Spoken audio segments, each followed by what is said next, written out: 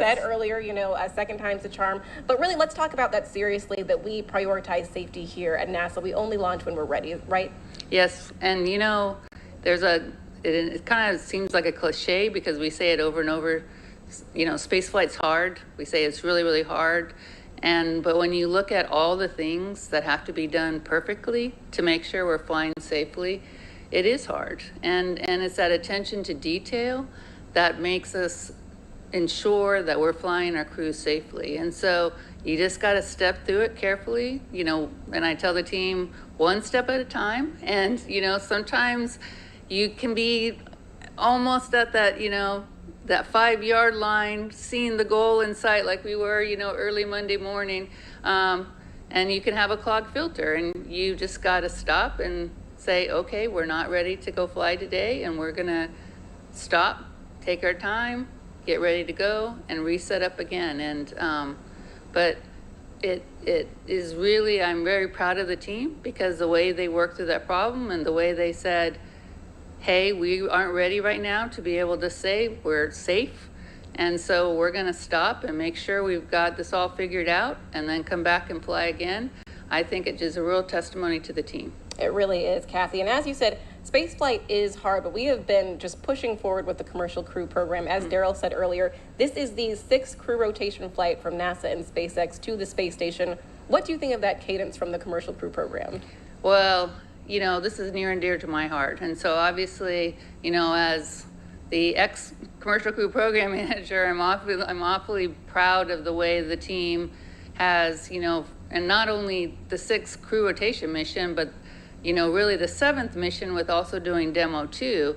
You know, in March of 2020, as we were kind of in our campaign getting ready for the demo flight, I would have dreamed, this would have been like the greatest dream for me that we would be here, you know, 3 years later, less than 3 years later, and have maintained this cadence of safely being able to rotate our crews. So extremely proud of the team. Yeah, and it really does seem like almost surreal that we've come this far. And of course, we're working very closely with SpaceX on this mission, but we're adding more partners to this. What are we doing for the commercialization of low Earth orbit?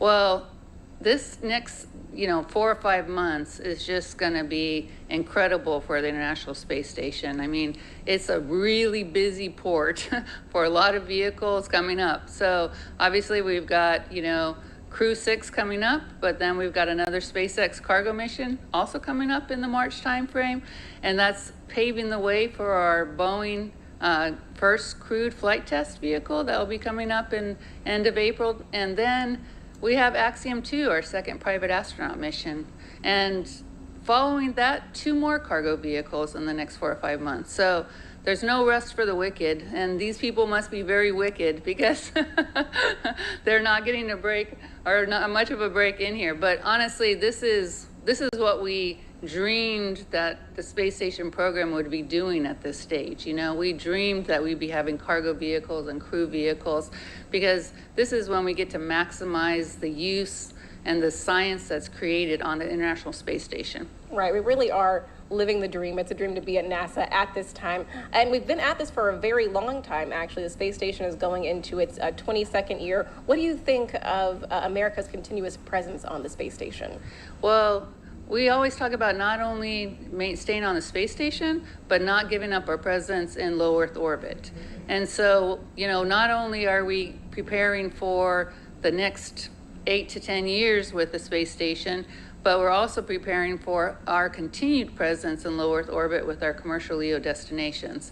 And so we have a lot of work that we have planned to do on the space station, but we also have a lot of work that we need to continue to do on our commercial LEO destinations to get us ready to buy down the human risks that we have for our exploration missions. There's really no other place except for LEO to really be buying down those crew risks, and we need to have those risks bought down for us to really be able to do another long duration flight like a mission to Mars will be.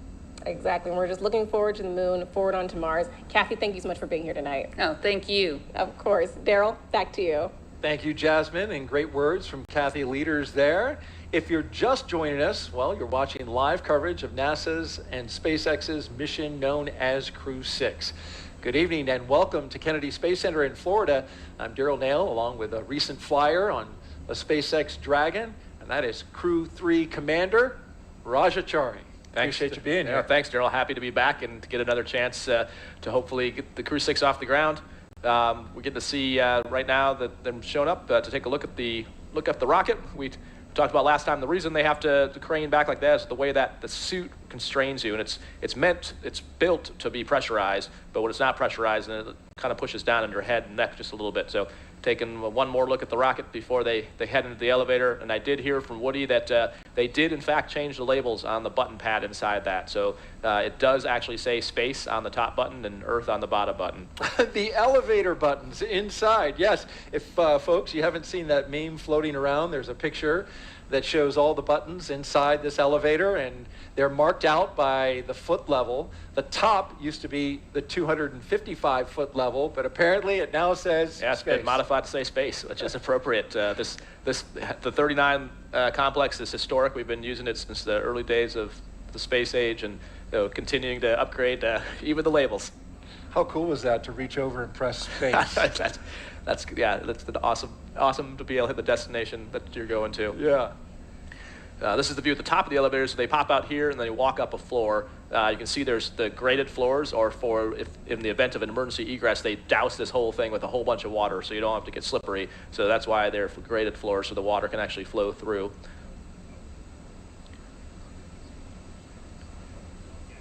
And you see astronaut Nick Hague is with them. He's number 12. See him turning the corner there? This is the astronaut support person. And Nick Hague, of course, an experienced astronaut, been up to space station, been through a launch abort himself. Great resource to the astronauts. Yeah, it's amazing. Reed Wiseman, who's the former chief of the office, likes to say that Nick is a unicorn. He's pretty much the only person, right now that's, well, he's been to space twice, even though he only won one mission. This is the first time they aborted. They actually ballistically went into orbit, right. So he counts that as 2, rightfully so. Okay. But yeah, that's really, really unusual. I don't think there's anyone else in the office that's been through a launch abort, which, as we know, the commercial crew program has that as a requirement. So we've got that system now with both Dragon and Starliner. But to actually have done that is a way, it's pretty extreme. Yeah. See Sultan and Andre heading up the elevator. You notice tonight everything's going faster, which is a testament to the fact that we practiced this once. So they're, now this is the second time the team's doing this, and Woody himself commented there's almost like a free sim that they got to do the other day. Things are going a lot faster. Certainly noticed that. Just to finish the thought on the launch abort, that was a Soyuz in 2018 that launched out of Kazakhstan. Waiting for the mission specialists, and here they come. So they'll head up the stairs as well. You saw Woody and Steve were just starting to make their phone calls. We talked the last time that one of the other jobs. So Nick Hague, as the astronaut support person, one of the things they're doing is items like glasses, watches, things like that that have to be carried that they don't have room for in their pockets. He's kind of handling that logistics. He's also the one who dials the numbers, which is not a trivial task, calling on a government phone to the UAE or to Russia. I can attest to so that. You got to figure out, the country codes. Do I dial +9 or +9 +1? But it's different on every number phone. Gets you exactly. Out, which number gets you to the definitely international. Want to make sure you've done that, and you want to make sure the person who's going to get the call knows that it's not a spam call. So you need to make sure you give them that number in advance. The chevrons on the ground there, they're going to be when they go onto the spacecraft, they're walking against the chevrons, but those chevrons are meant for in a low visibility egress, because I mentioned the water system is on, so you would be getting doused with water, so you can look down, and that's pointing you to the egress baskets, which on the far left side of the screen, just kind of went out of view, but you can see where these slide wires are at, and that's how you would get down to the ground. Now you can just see them on the left side. Yeah. They're like a super fun zip line ride that you would get into a basket and then go down to the bottom of the pad. And there's a loudspeaker system up there, and so as you're egressing, the launch director would be giving you instructions, most key, like how many people are still on the pad. Because as the crew, if it's just 4 of you, that's relatively easy, but if the closeout crew is there, you got to make sure you count baskets and people to make sure everyone gets down to the ground. Want to have a full head count exactly. of everybody who's out there? You don't want to leave anyone up there. Yep. Right. So it looks like they're cycling through the phone calls now. This is the view looking towards the crew access arm. It is behind the black door. So when they wrap up their call there, they'll be headed through the door and We'll get ready to see our first two astronauts make their way from the launch tower across the crew access arm and begin to ingress to the Dragon spacecraft. And besides the fact they've done this twice, the other reason things go a little quicker is all the little traditions are kind of already done. So they've already signed the patch in crew quarters. They'll have already signed the meatball here. So some of those things that take a little bit of time that are baked into the timeline don't have to be redone. So you can see Woody and Steve just starting to head out on the crew access arm now. And there they are, coming through the crew access arm. The commander and pilot, Stephen and Woody, making their way inside Dragon.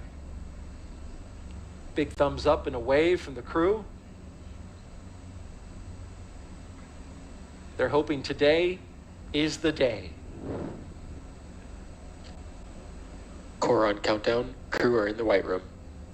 You see Arthur is the core at SpaceX, so they keep the shifts the same. So again, we kind of talked a little bit about last time, but the importance of all the sims leading up to this are the same voices. So they'll, through the slip and through the scrub, retiming all the shifts at SpaceX and at Houston actually all stayed on the same timeline, so they could be all the same people. That's Arthur Berrialt, the crew operations resource engineer with SpaceX. That's his voice coming over. You can see the ninjas helping get their, those are the shoe protectors, the boot guards coming off. Yep.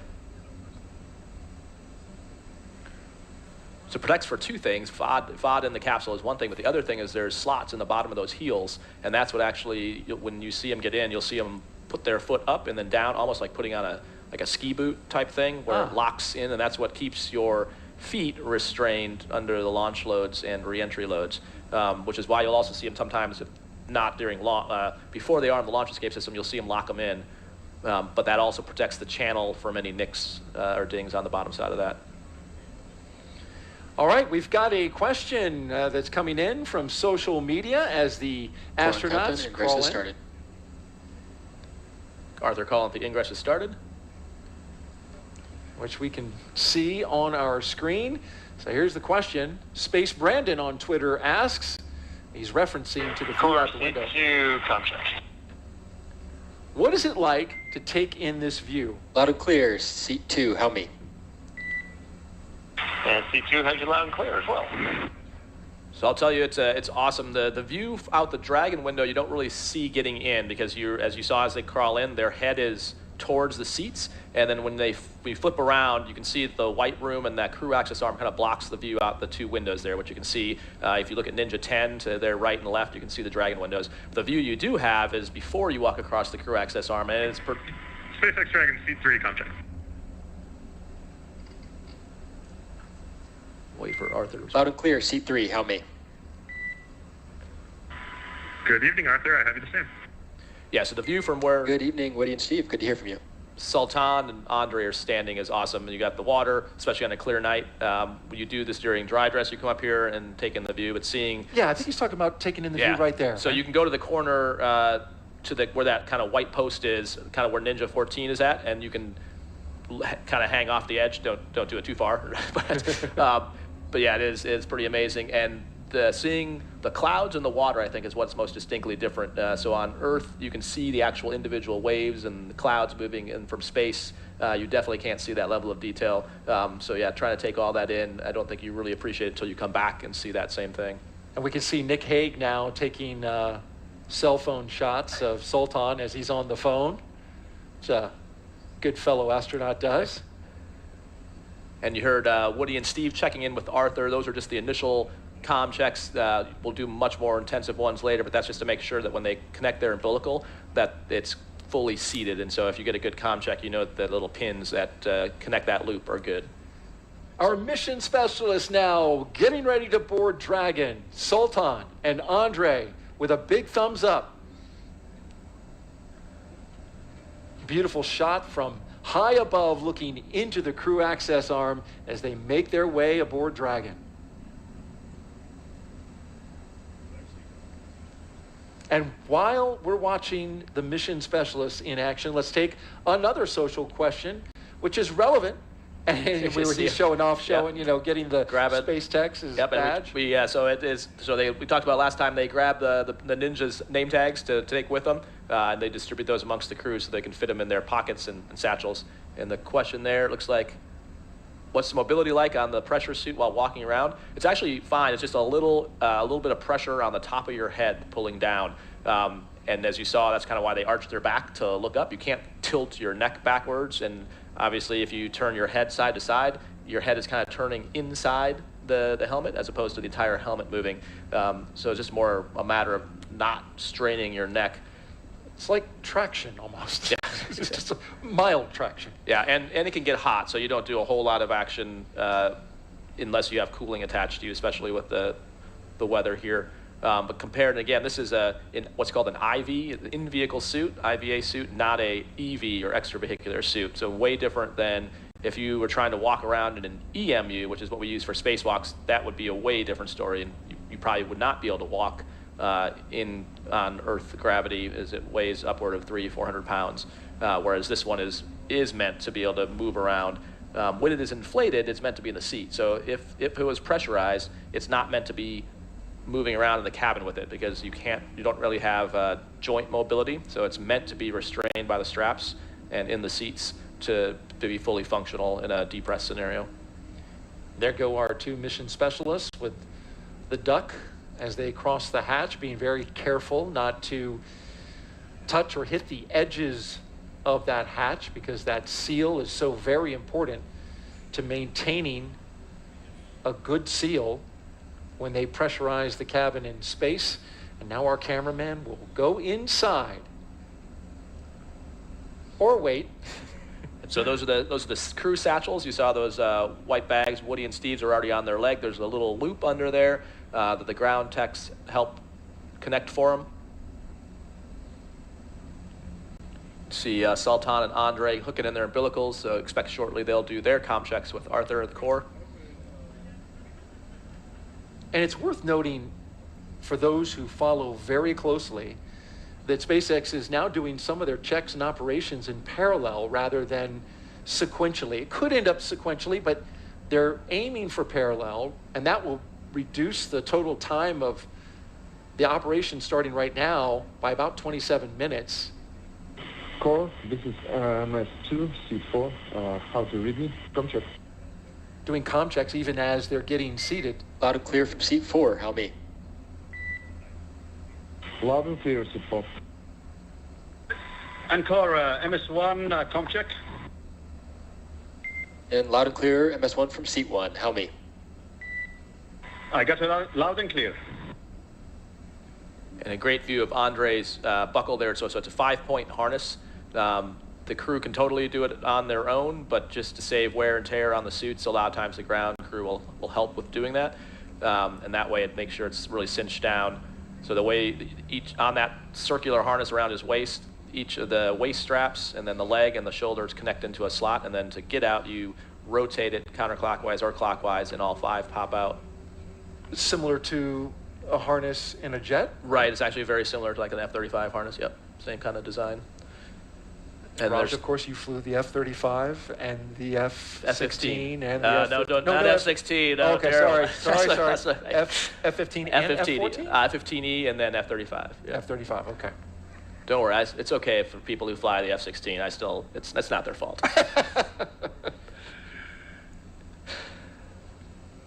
Well, the F-35 certainly the tip of the spear when it comes to the Air Force, and you were involved in that program for a while. I was, yep. I think the only job I would have left that job for was this job. So.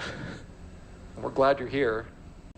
Had an incredibly successful Crew 3 mission you were the commander of, and you had some great astronauts along with you. Yeah, so flew with Tom Marshburn was our pilot. He had been on a shuttle on a Soyuz, so just a great asset to have some wide breadth. Caleb Barron, a classmate of mine, also a submariner. Yeah, fellow turtle, submariner.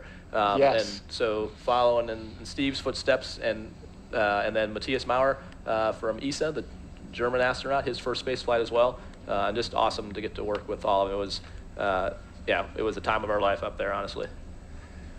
And for those who wonder about what you mean when you talk about the turtles, It's the class of turtles, right? When you graduated into being an astronaut. Right, so a bale of turtles is the technical term. A bale of turtles. Is a herd of turtles, if you will.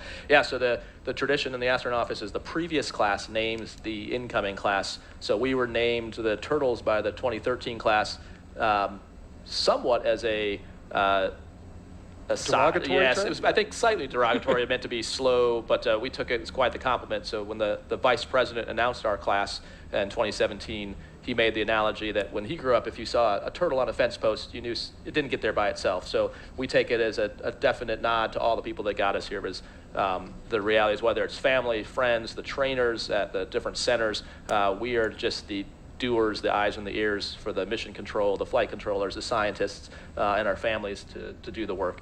So yeah, we definitely did not get here by ourselves, and so we love the turtle term and proud to be sending Woody up there to continue the. Kathy mentioned a continuous U.S. presence in space. Since for 22 years we've had a continuous turtle presence in space since 2021. Which is, of course, worth mentioning. Exactly. The more important stat. And I had also heard that, poignantly, turtles was fitting because when you graduated, it was Hurricane Harvey. That's right. Yeah, when we showed up, put actually, a lot of water down in the Houston area. That was also a big part of it. Yep. You can see they're doing zipper checks right now. So there's there's three main zippers, one that goes from one leg to the other, and then one on each arm. And on each of those, there's an inner bladder layer, which is the actual pressure garment, and then the outer layer is the restraint layer. And then down on the boots, they actually have a boot zipper on top of that. But in each case, on the three main zippers, there's a white tooth that they're looking for, and you get a two-person check. So the person that does it looks for it, and then someone else visually verifies that white tooth is visible, that which guarantees that the pressure garment is sealed. Get that good seal, critical safety component for these suits. Got another social question, Raja, and this one is about one of your fellow astronauts. At Ian Benecken asks, do you miss your German space brother, Astro Matthias, and did he teach you something in German during your 6 months in space? Oh yeah, we definitely miss Matthias. One of the weird things when you come back is you spend your work day together and your downtime together for 6 months, and then when we came back, you take a Gulfstream back to JSC or to Ellington and then JSC, and then he gets whisked away. So after seeing him for 6 months, all of a sudden he's gone. So it was almost like having someone in your family ripped out of the house. We definitely miss Matthias, and it's good whenever he gets back to visit us. In terms of learning German, I think he had his birthday up there, so we definitely learned that. And honestly, I forgot. Happy birthday in German? Honestly, I've forgotten it. I'm supposed to know how to speak Russian as well, because we learned that as part of our training. And it's. You were working on the Russian playlist. You did give it a good I was able to read the songs that Andre had on his list. So I have a little bit, but my German has escaped me. Oh, well. It's but understandable. I'm sure Matthias would be. If you don't use it, but exactly, yeah. Matthias would be disappointed, but. It tends to slip away, yeah? Yeah. So again, way ahead of schedule here. So normally on the timeline, the crew is using about 2:35 prior to launch would be crew ingress, and you can see they're already pretty much there already. So kind of doing some more checks here. So they're basically having the crew make sure that, so you can see those white loops on their straps. They're meant so that the crew can find those and pull them tight. So that gives them leverage to pull down and tighten the restraints. And so there's 4 of them, 2 for their shoulders, and then you can see, like Woody, you can see a little bit of, for example, down underneath his hands, you can see there's kind of a grouping of 4 of them. So 2 for his shoulders, 2 for the legs, and there's also toe loops, which you can kind of see on Steve's. You can see them up near like where the top of his foot, and those, we talked about sliding your foot into that restraint, and then the loop goes over that you then tighten with those straps. So that's basically what they're doing now, is checking each one of those 4 on all 4 crew and making sure that they're not too tight, especially for their feet, and completely restrained on their shoulders. That was a great shot we just saw by the SpaceX camera team that showed one of their closeout crew members exiting the spacecraft. You got to feel as he went through it just how tight that space is. We've been following the launch teams as they continue working through the countdown. Currently, no issues are in work at the moment. Earlier this evening, around 7 p.m. Eastern time, There was a hydraulic leak detected out at the pad, but it was a minor one they were able to get repaired pretty quickly, and didn't disturb the count, as we see our crew waving goodbye before the SpaceX cameraman exits the capsule. You see over Woody's right shoulder the 3 previous stickers of the crews that have flown in Endeavour. So once they get on orbit, I'm sure they've got a sticker in one of their pockets to add to that bulkhead back there. It's a great observation there, Raja, because this is the 4th flight. Dragon, the crew is ready for contracts. The 4th flight for the Dragon Endeavour. SpaceX copies, stand by for umbilical comm check. The first 3 were Demo 2, Crew 2, and Axiom 1, which was up at station when you were there. They were, which is the first private mission to the U.S. segment. First time we've launched private astronauts from the U.S. So yeah, a pretty historic mission, and just the start of things to come. You heard Kathy Leaders mention Axiom 2 will be launching in the near future. So we're definitely incorporating the lessons learned and moving forward. Yeah, what was that like? You've got your NASA job to do up in space, and then you're also helping private astronauts. Yeah, we enjoyed it. I think the key is partnering on the science. So they bring, I think the interesting thing is you've got private... Commander, pilot, MS-1, stand by while they do MS-2, their comm comm check. checks. Commander, has you loud and clear.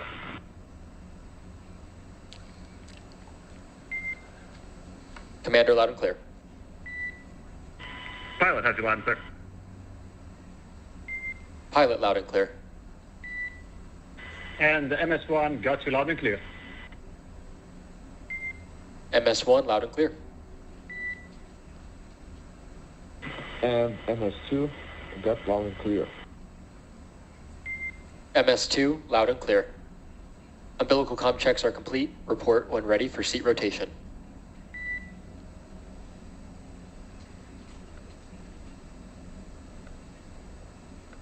As we get ready for the seat rotation, watching all 4 articulate upwards so they can get into launch position. I want to make a correction. It's a camera woman with SpaceX who's getting those fabulous shots, relying on her to give us SpaceX, Dragon, the crew is ready for seat rotation. these great views that we see. And this view right here, in fact, she's shooting it right now. SpaceX copies, initiating seat rotation. Sure, it's a challenge to not only maintain that steady shot in that very small hatch, but she also has to maneuver around the team, making sure that she doesn't interfere with the operation. She's doing a great job. Exactly. Yeah, so there you can see the seats moving. So they're in procedure 4.100 on the display. So that's what Woody was interacting with there a second ago. The comm check they did before was just checking the hardline communications. So their umbilicals through the spacecraft, through the umbilical to the ground. Then they are now in 4.100 for seat rotation. So you saw them talking before Steve said they're ready. That was just making sure they verified visually that all their arms and everything was clear of the translation path of the seats. You don't want anything getting pinched. And then what they're watching now on the displays is what's called a tack count, which is the motor that's running the seats to see if anything is out of limits. Looks like it was a good rotation, and they'll probably report that here shortly from the core. And you can see. Does it make a cool motor high-tech sound? You can't actually hear it. No? You know, it's more like. Right. Dragon, SpaceX, seats are in the launch position. SpaceX tracking copies and concurs. Now you can see a great view underneath their seats of what else they're taking up to the space station with them. So those central ones there, those are cold lockers. So definitely some kind of science in there that has to be preserved at a particular temperature. The left side, the aft two look like it's some kind of cargo. The forward two, which we can't quite see, is survival equipment. That'd be the red. And then the right side looks like the semi-larger piece of cargo. We call all those things CTBs, those containers. And they are referred to by the Dragon, size. SpaceX, you are go for Section 2, suit leak check preparation. And SpaceX tracking copies go for Section 2, suit leak check preparation. So that bag is red for a reason. Right, so it'd be easy to spot, exactly. So spot that real quick. The timeline, so they have two displays, well, three displays, but the two they're probably looking at is one's called a timeline, or event details we call it. normally you'd be ready for suit leak checks about 2:14 from launch. So again, running ahead, which is good. You heard Arthur ask him, or the Corps ask him to get ready for the suit leak check. So you saw them just pull their visors down. Steve's talking to him right now about the reminder to remain still. There is a way for the crew to stop a leak check, and the reason you would do that, because as it's pressurizing, let's say you got a hot spot in the suit, that pressure bladder, there's folds in that, so as it inflates, it could poke into the back of your knee, elbow, or joint, and so there is the ability for the crew to stop that if someone's experiencing pain. Come in there and make the adjustment. Exactly, yep. And so they'll leave the door open for Right. that reason? Yep. Yeah, and also if the suit fails the leak check, they've got some components up in the white room there where they could come and try to fix something. But the reason they did the SpaceX Dragon tear is complete. We are ready for leak checks. SpaceX copies. You are go for Section 3 suit leak check. And we are go for Section 3 suit leak check. That's in work. So the whole reason they do the leak checks in the suit room is to find any gross malfunction and know that the suit is fine. So if there were something between the suit room and now, you would suspect it was probably a zipper just not being fully sealed versus something actually wrong with the suit. So right now we're seeing those suits inflate? Not quite yet. Not So quite we'll yet? see them. Yeah, the way you'll know is you'll see their arms kind of go out like zombies eventually, which they're just they're stretching out right now. They're looking at what's called a suit transducer. So they're wanting to make sure it's in zero. You'll hear Steve tell them that the tear is done.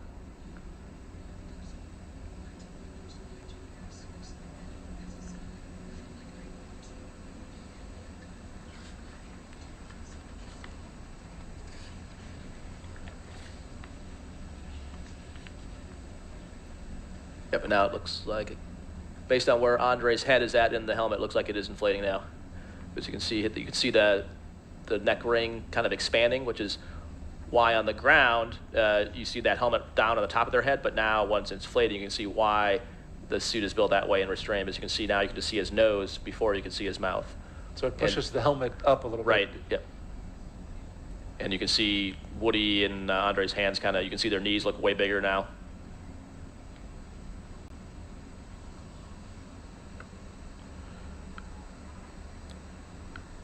And so they have an indication of what the suit pressure in each seat is at by individual, and they're waiting to see if it holds steady at full pressure.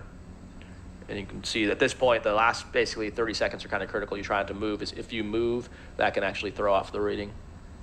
And so at the same time that they're performing these suit leak checks, new for this mission, SpaceX is also right now performing the side hatch inspection.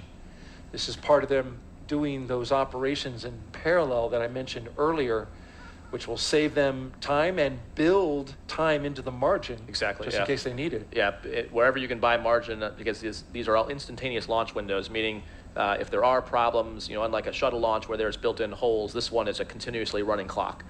So anytime you can buy yourself margin for having problems, that's great. RT0 tonight, 12:34 a.m. Eastern Time.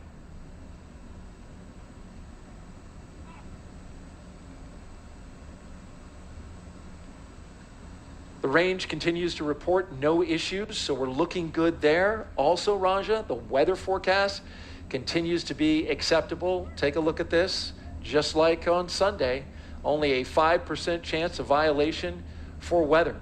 The only concern would be a flight through precipitation, which would come in the form of a cloud. SpaceX Dragon, 4 nominal suits. Well, there you had the 4 good suit leak checks. SpaceX copies and concurs. Closeout team will now perform final closeout steps and exit the capsule. Proceed to Section 4, side hatch close, and report when ready to close the hatch. Additionally, stand by for ground station comm checks. SpaceX Dragon copies. We're in Section 4, side hatch closure. It's good to hear the good suits, and there we see them Already well working underway with that side hatch inspection. Yep, so I'd expect the crew will pop their visors back open here shortly. And then the Corps mentioned, you can see them opening now, and you can definitively see, it's a good example there. Now you can see Andre, with the way his helmet sits when it's depressurized, you can see all the way down to his chin. So you can see how the suit expands when it's inflated. Want to wrap up the weather before we get too far away from it. Only a 5% chance of violation for launch from here. And SpaceX Dragon crew was ready for side hatch closure. So the crew's ready for the side hatch to be closed, but the closeout crew continues to inspect and document. SpaceX copies. The launch team still monitoring the weather in the ascent corridor. And I understand from our team at JSC that that's right on the line. We're green to go at the moment, but they are monitoring that closely. Of course, this is the winds and the sea states along the ascent corridor. Should, for some reason, Dragon need to abort off the top of the Falcon 9, it would need to splash down somewhere along the eastern seaboard. And you got to have good weather conditions because those astronauts will be landing in the ocean in the case of emergency, and they could be there for an hour or two before they are rescued from the capsule, and you want to have good sea states for any kind of rescue to happen. Exactly, yeah. So that's a key thing, and it can sometimes be frustrating if the weather's beautiful here, but bad along the eastern seaboard. And it's not just unique to Dragon. Actually, when I was talking to Steve about this scrub, so you mentioned he flew on STS-126 and STS-127, which is the following shuttle flight. He was the lead astronaut closeout crew, and they had 6 scrubs, and 2 of those were the weather was beautiful here, but not along the ascent corridor. But yeah, it's important for both the capsule and for the recovery teams as well. So if the winds and waves are out of limits, that can be a problem for the capsule landing in the water, specifically what's called the back shell or the bottom of the capsule. And then the other problem is, actually getting a recovery team to them. If you've got really bad weather conditions, it's dangerous for them as well. So we try to protect. You need to protect for that entire case and that whole corridor, and we also protect for some trajectory deviations, if you will. So usually things are pretty much right down the middle, but we also build in errors to that trajectory, so you actually have to build out a zone along the ascent corridor. It's not just a straight line, and so that adds even more surface area. And when you're talking the ocean, there's a lot of weather. There's a lot of ocean out there. Yeah, exactly. It is a large area of weather that you need to be good to go before you launch, which is much different than uncrewed launches. Right. When you're not launching people, you don't have to monitor the weather to the extent that you do on a night like tonight, anytime you're launching astronauts. So it is a tighter needle to thread. Yeah, it is an impressive array of recovery forces that are pre-positioned to support this. And so there's Navy ships, there's Air Force assets, pararescue personnel, basically not just along the East Coast, but on the West Coast, out of Hickam Air Force Base in Hawaii, there's C-17. So pretty much it's a worldwide posture. Other nations volunteer to help. So when you hear them talk about the abort calls on the way up, they'll call Shannon, which is actually in Ireland. So we have help even from European partners. So it is quite the choreographed effort to make sure that they're safe all along the ascent trajectory. Shannon's a good Irish name, right? Yeah. For, well, yeah, so on Crew 1, Shannon got to call Shannon. And there's the good ship Shannon as well. So you can see they're taking a look at the hatch seals on the hatch side. So they already looked at the spacecraft side while they're getting in. That's why you see a Ninja 35 kind of holding in position and someone tucked behind there. They're looking at the hatch side seals as part of the inspection before they close it up. And while they take a look at that, we want to talk a little bit about the beginning of this program and the history that was made, as well as quite the honor that was bestowed on Raja's fellow astronauts.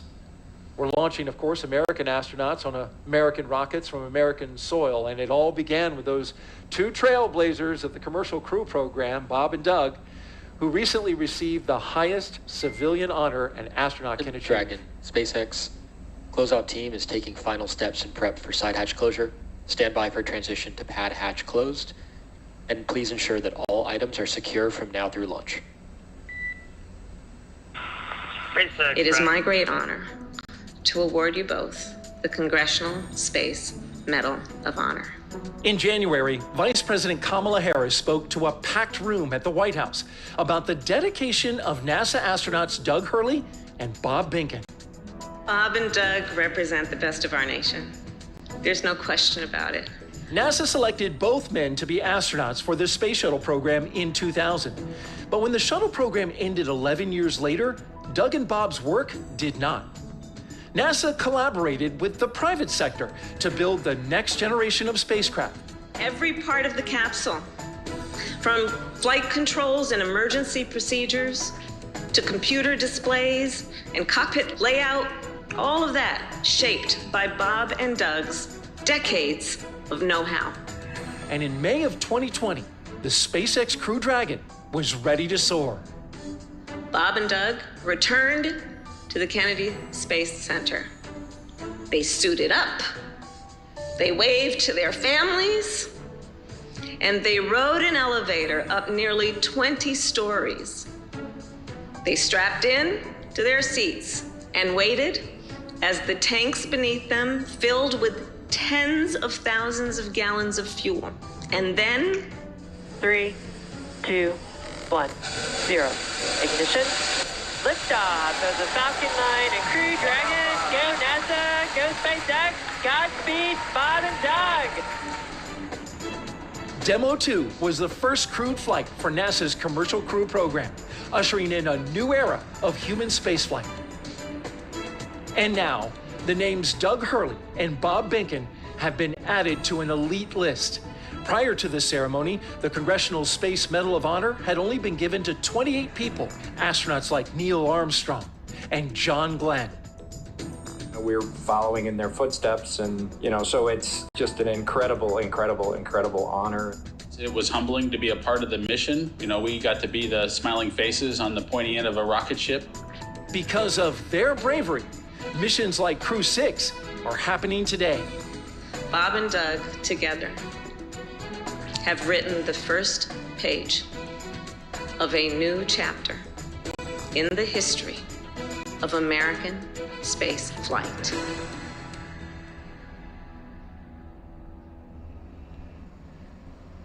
Well, congratulations to both Bob and Doug, and a well-deserved honor.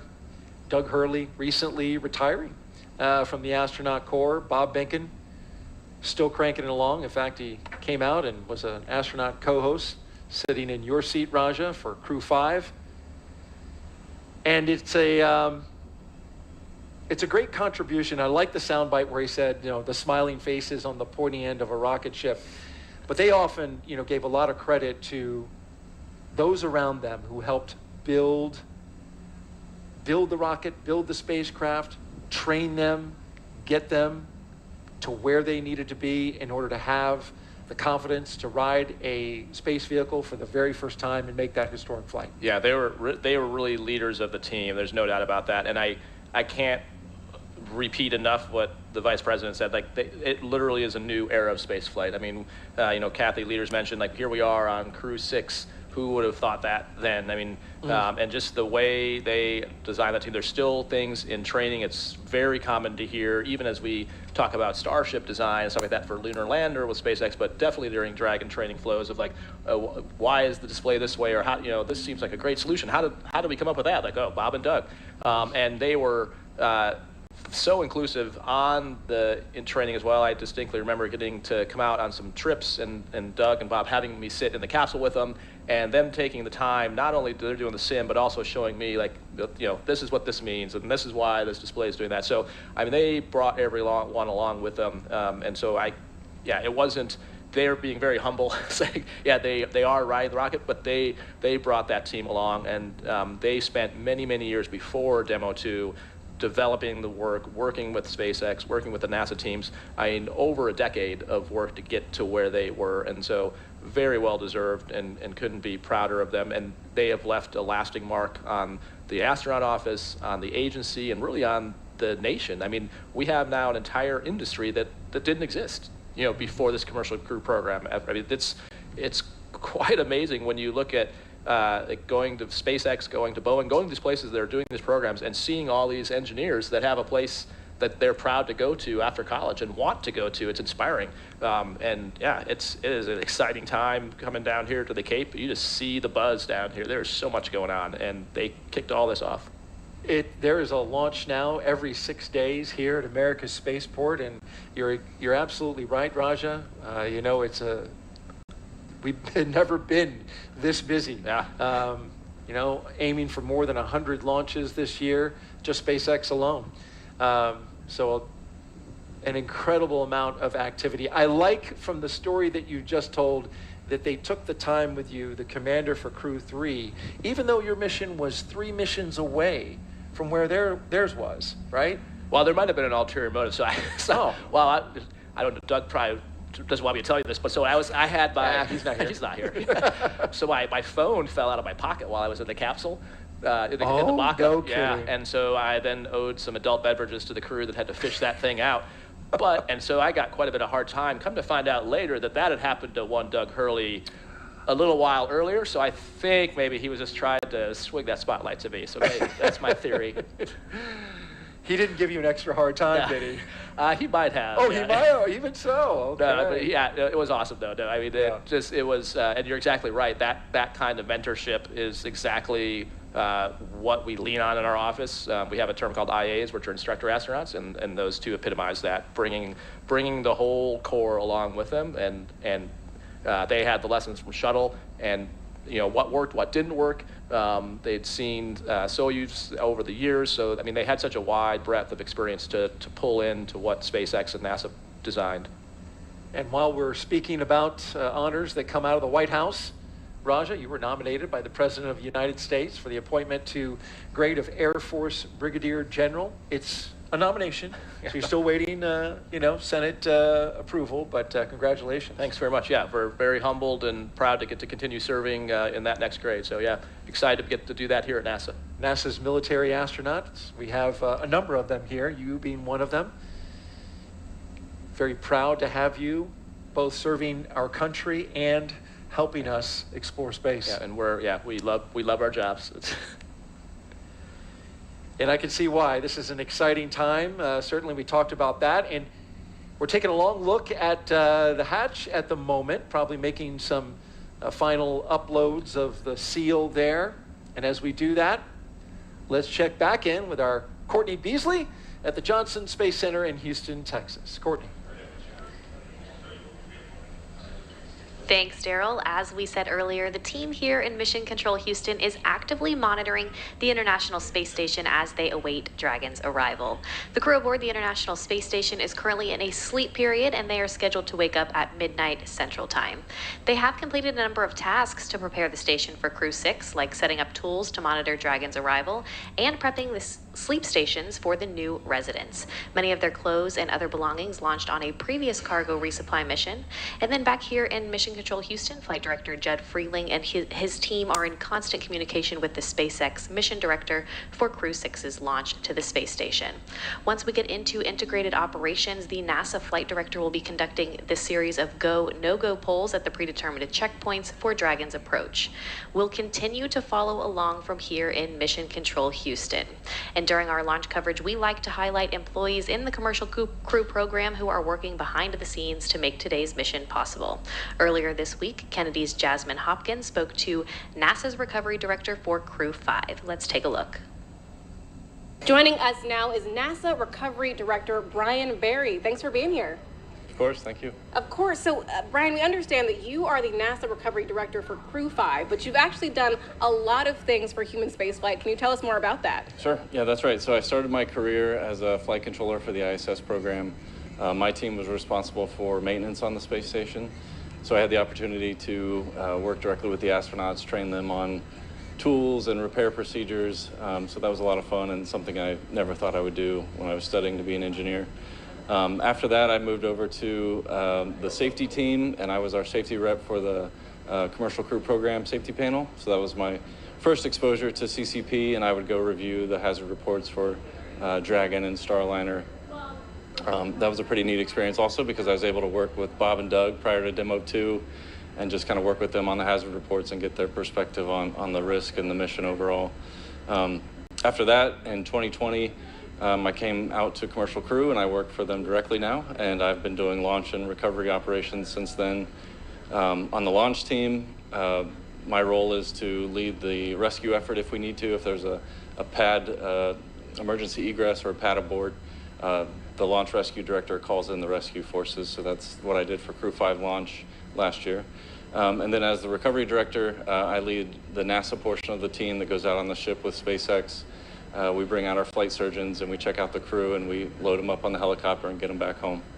Right, so you've worn a lot of hats for the commercial crew program. How did your work as a flight controller in Houston prepare you to be a NASA recovery director?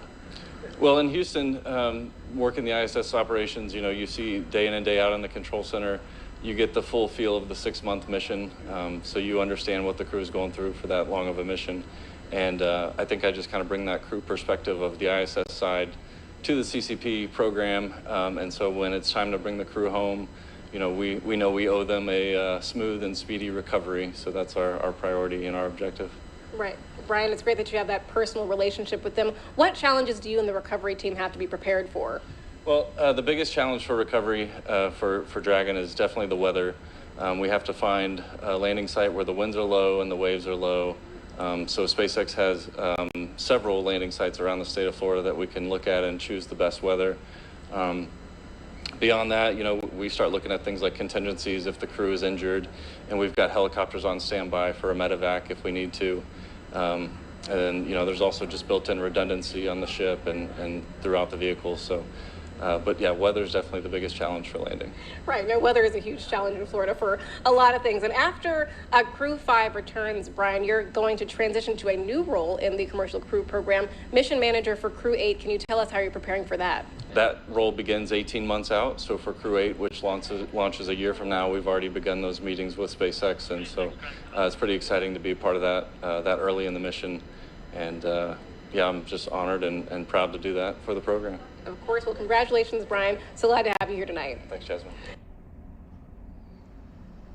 Thank you, Jasmine. And we are currently now 2 hours and 7 minutes and counting as we watch the SpaceX closeout crew close the hatch to the Dragon capsule. Dragon Endeavour, the flight leader in SpaceX's fleet, with flight number 4 today, hopefully get off the pad and notch another flight under its belt. Countdown is proceeding nominally at this point. On board Dragon spacecraft Endeavour, we've heard the communication checks between the Dragon team and the crew. The astronauts, you can see them seated. They were rotated into flight position. We had their suit leak checks. That was successfully completed.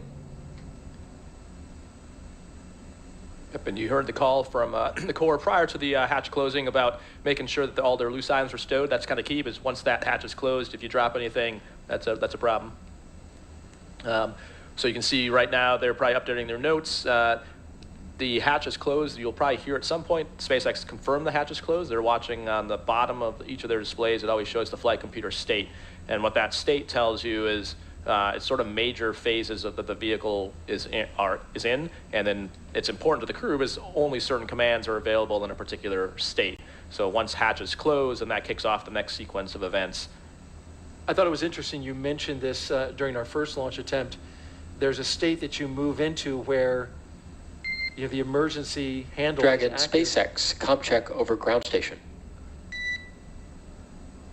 That's one of those states. Correct. SpaceX Dragon, have you loud and clear over the ground station. But it's not active in all the states leading up, so certainly a very definitive point in time. Corps has you loud and clear. Ground station ComCheck is complete. Stand by for TDRS ComCheck. Now we're rolling through the com checks. These are with the different paths. So we have checked via the hardline communication. Now the hatch is closed, so it's the first one you heard was the ground out through TDRS, which is the S-band communication system. So basically through satellites. And that's important because once it gets off the pad, line of sight will work for a certain amount of time, but eventually you're going to have to rely on satellite communication. So they're checking that out before they get to orbit. Afterwards, the SpaceX closeout team will be performing the final leak check on the hatch. And then once that is finished, you can see it there, it's closed.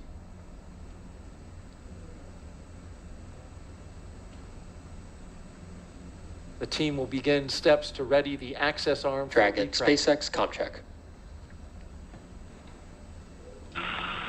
SpaceX Dragon, have you loud and clear. Corps, loud and clear. Teeter's comm check is complete. Stand by for comm checks with DC, MD, and LD in the launch configuration. And so what they're checking now, the MD is mission director, LD is launch director. Dragon DC on countdown 1, comm check. DC Dragon, have you loud and clear on countdown 1. DC, loud and clear. Stand by for comm checks with MD. And while this is Dragon, happening, MD on countdown 1, comm check. the closeout team will leave the pad at T-minus 1 hour, so they'll stay MD here. Dragon, have you loud and clear on countdown 1.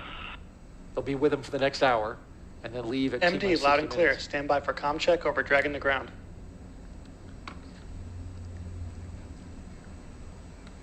Dragon, MD on Dragon to ground, comm check. MD Dragon, have you loud and clear over Dragon to ground. MD, loud and clear. Stand by for comm checks with LD. Dragon, LD on countdown 1, comm check. LD Dragon, have you loud and clear on countdown 1. LD, loud and clear. Stand by for comm check over Dragon to ground. Dragon, LD on Dragon to ground, comm check. LD Dragon, have you loud and clear over Dragon to ground. LD, loud and clear. Dragon SpaceX, launch configuration comm checks are now complete. SpaceX Dragon copies. And so those two nets you heard him talk about, as you can imagine, in both Mission Control, MCCX, which is in Hawthorne, and then MCC Houston, each of the flight controllers has a whole bunch of different channels they can be on. So Dragon to ground is what the crew is typically talking on, and there's a whole lot of other comms going on that the crew doesn't need to hear. But those key people have a net that does talk directly to the crew that's not Dragon to ground. Countdown 1 is what they're talking on. And so for the launch, they tie those two nets together for the period of launch itself, specifically to be able to tell the crew to initiate a launch escape. And to your point, Daryl, you're exactly right. The handle that's between Woody and Steve that you can't see in this view, it's up by the displays, is essentially like an ejection handle. So you can pull that and it'll initiate a launch escape. But exactly like you said, it wouldn't do it right now. You could pull the handle, nothing would happen. So it is only armed, and we'll hear that later in the count when they say LES armed, and that's why that's such a key thing, was that handle is hot, which is the manual initiation, but that also means the automated system is hot, meaning if the vehicle detected something, it would also automatically initiate a launch escape. But the reason they tie all those people together is, especially during ascent, you want the quickest word to the crew if there's something that would tell them they should manually initiate escape, and that's why they make sure that those loops are properly tied. So it's on the ground that they're doing that. It's pretty much Dragon transparent to the SpaceX, crew. commencing health check for launch escape system. Expect momentary flight computer state change, followed by transition back to pad hatch closed. There's that state change we were talking about. Right. SpaceX Dragon will be watching, thank you. And so so they're not arming it yet, but what they're doing is checking the automated parameters. So they put it into a mode to look at the automated triggers to make sure none of them are showing out of limits, because right now sitting on the pad, it should be fine. So if there was something that's like a bad sensor or bad telemetry, you'd want to know that now before you put it into automated mode and then inadvertently trigger an escape. So that's what they're checking. So just like we talked earlier in the broadcast about the T-tab, is it a bad sensor or is it actually a bad thing? That's what they're checking now, just to make sure there's no bad sensors in the system that would initiate a launch escape. Curious, in your training, Raj, what would constitute a moment where you would pull that handle versus it going off automatically? It'd be for like something where, so there could be some situations where the rate is low enough that you know something's wrong, but it hasn't hit the threshold yet to trigger it. So waiting for the automatic system is just taking extra time, so you might as well manually initiate. There could be some cases of fires where you would do it, where you recognize it before, so especially like a fire, that might not trigger the automated system. I see. Or you can clearly exactly, see. or if there's a failure of the communications, not the communication like talking system, but basically the communication path, the interface between the vehicles, where essentially it eliminates the automation and then you would manually do it. So there's a few cases you would be very hesitant to do it. You'd want to be very confident, right? Because it is a emotionally significant event, both from it is physically and physically, yes, yeah, it is a lot of G's very fast, and so it's going to rock and roll you quite a bit. So you don't want to do it if you're not positive, but you definitely want to use it. It's a great feature to have, and definitely one of the lessons we've learned as we've evolved our space and launch vehicle technologies. You mentioned speed, 436 miles per hour. That system can get up and go, take you 2.5 miles off the coast of Florida here into the Atlantic Ocean, and it could be a lifesaver if the situation were to arrive. So this is certainly not child's play we're talking about here. This is big time stuff when it comes to space flight. But every Dragon astronaut crew, even though it's not child's play, does bring a stuffed toy with them. This is true. Yeah, making a tough transition here. that's well done. The purpose of that stuffed toy, though, it has a purpose. When the toy starts floating, the strapped-in crew has confirmation that they've reached microgravity, and the name of it is a zero-G indicator. There's been 7 on Dragon so far, and let's take a look at them all. Who can forget this one? A little guy, plush Earth, floating around by himself on the first uncrewed flight test in 2017 called Demo 1, which 4 years ago today, Raja, it was launched.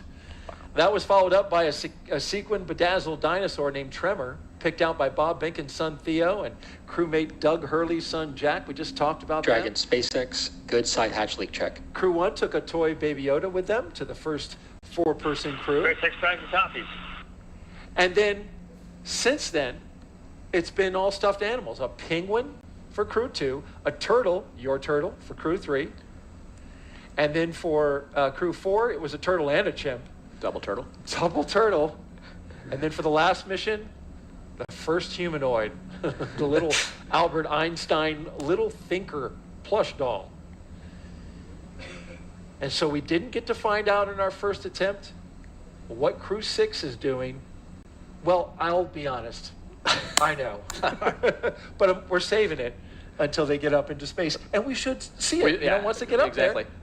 Yeah, and the history of it is you notice in some of those pictures the crew was already out of their seats, but in reality, when you first see it deploy, they're still strapped in. And so even though you in your stomach have that feeling of being in a roller coaster and you're falling, you aren't actually moving. You're still fully strapped in. So the way you can check your senses is your zero-G indicator starts to float. And so in our case, our turtle was named Fowl, which was a nod to Matthias, since that's German. It was also specifically a peacock turtle because Tom Marsh burns a class in the peacock. So it was a conglomerate of effort to have a zero-G indicator that represented the whole crew. You heard Arthur call the side hatch leak checks are good, which is a great sign. It's going to take a while now for the closeout crew to actually clean out the white room. There's a whole bunch of work they're doing as they start to do that, but it looks like everything's on track.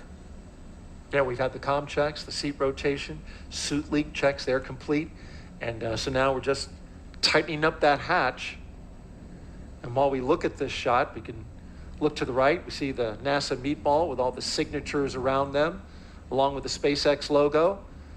Every human who goes into space gets to put their signature on the wall there. Raja, of course, yours is there, along with your Crew 3 crewmates. But, for the second attempt, status update.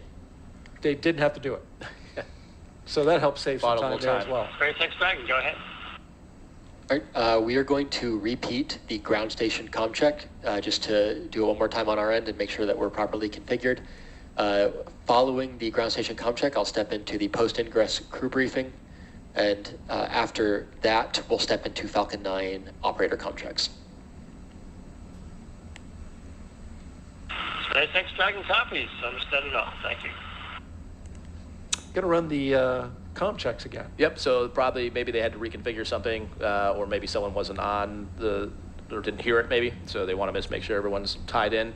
And then you heard the Falcon 9 operator comm checks after that, which we haven't done, and that will be when you hear the different subsystems for each of the Falcon 9, the main parts that they're monitoring that could lead to a launch escape. They'll all chime in, and again, so for the same reason I described before, making sure normally those people wouldn't talk directly to the crew, but if you had one of those systems that give that was your question, like, hey, when would you do it? Like, well, that would be a time, like if the GNC, which is guidance, navigation, control, sees something off that they think is dangerous, they can have the ability to call the crew directly and tell them to initiate a launch escape. Okay. Great and again, insight. It'd be like a trend they're seeing. Maybe it hasn't hit the automated limit, but they know it's going to, and so if it buys you a second or two, then it's worth getting Might that be call. faster than the automated system. Right. And that's why they're consolidating the communications to the crew, as Raja has mentioned. We have an hour and 53 minutes until liftoff at 12:34 a.m. Eastern Time here from the Kennedy Space Center in Florida, America's spaceport. Now as the pad team wraps up its final checks and clears the white room, that's when the action will start to pick up. We're looking forward a little bit. Crew access arm will retract. We'd have the arming of the launch escape system, and then of course prop load. So we will keep this live view of the crew here as they're sitting tight for the next hour or so. Rajachari doing a great job of keeping us informed about what's happening as we watch it. And if you want to ask him a question, we're taking them. Just head on over to social media.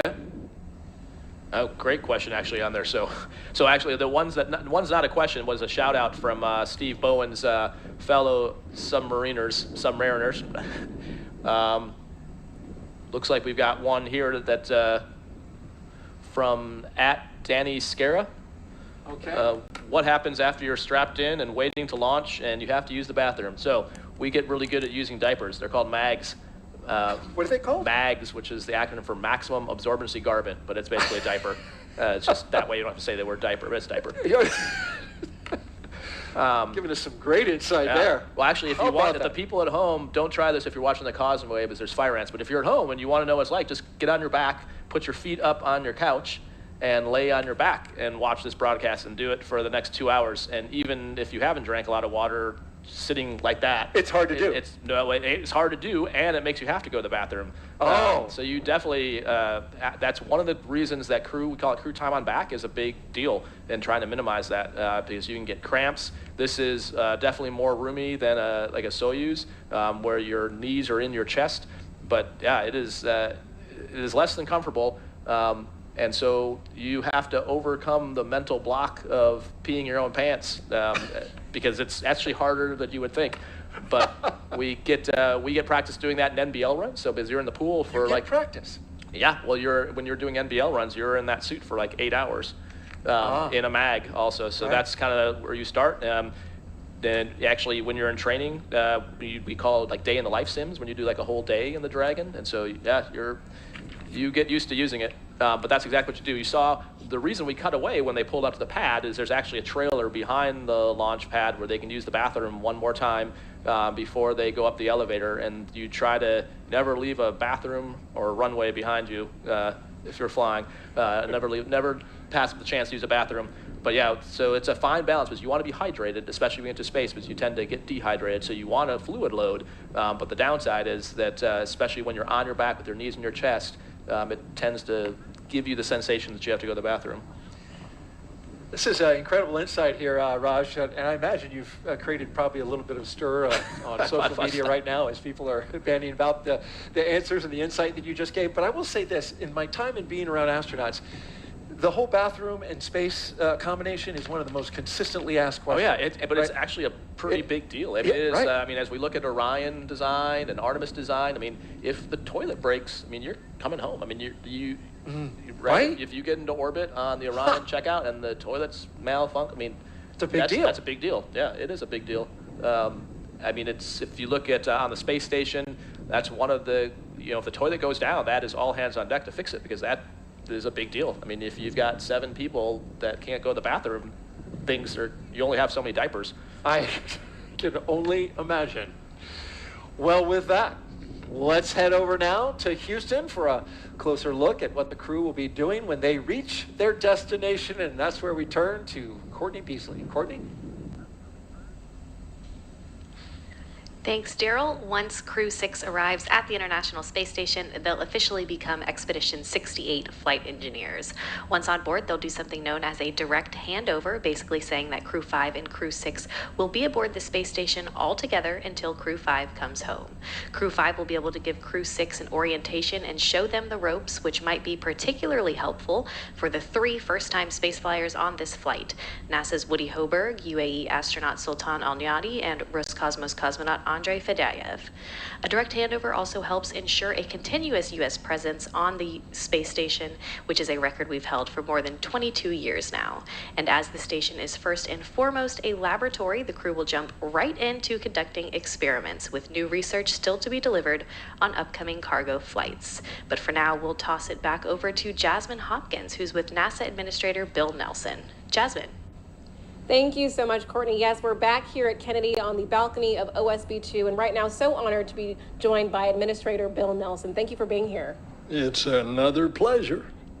Of course, we're always glad to have you back at Kennedy. And Bill, right before we were tossed to you, actually just mentioned that you've been in the shoes of these astronauts before, that when you were flying on shuttle, it scrubbed 4 times. So do you have any words of wisdom, any words of encouragement for the astronauts tonight? Well, words of encouragement: enjoy yourself while you're laying there strapped in on your back, trying to get off the face of the earth.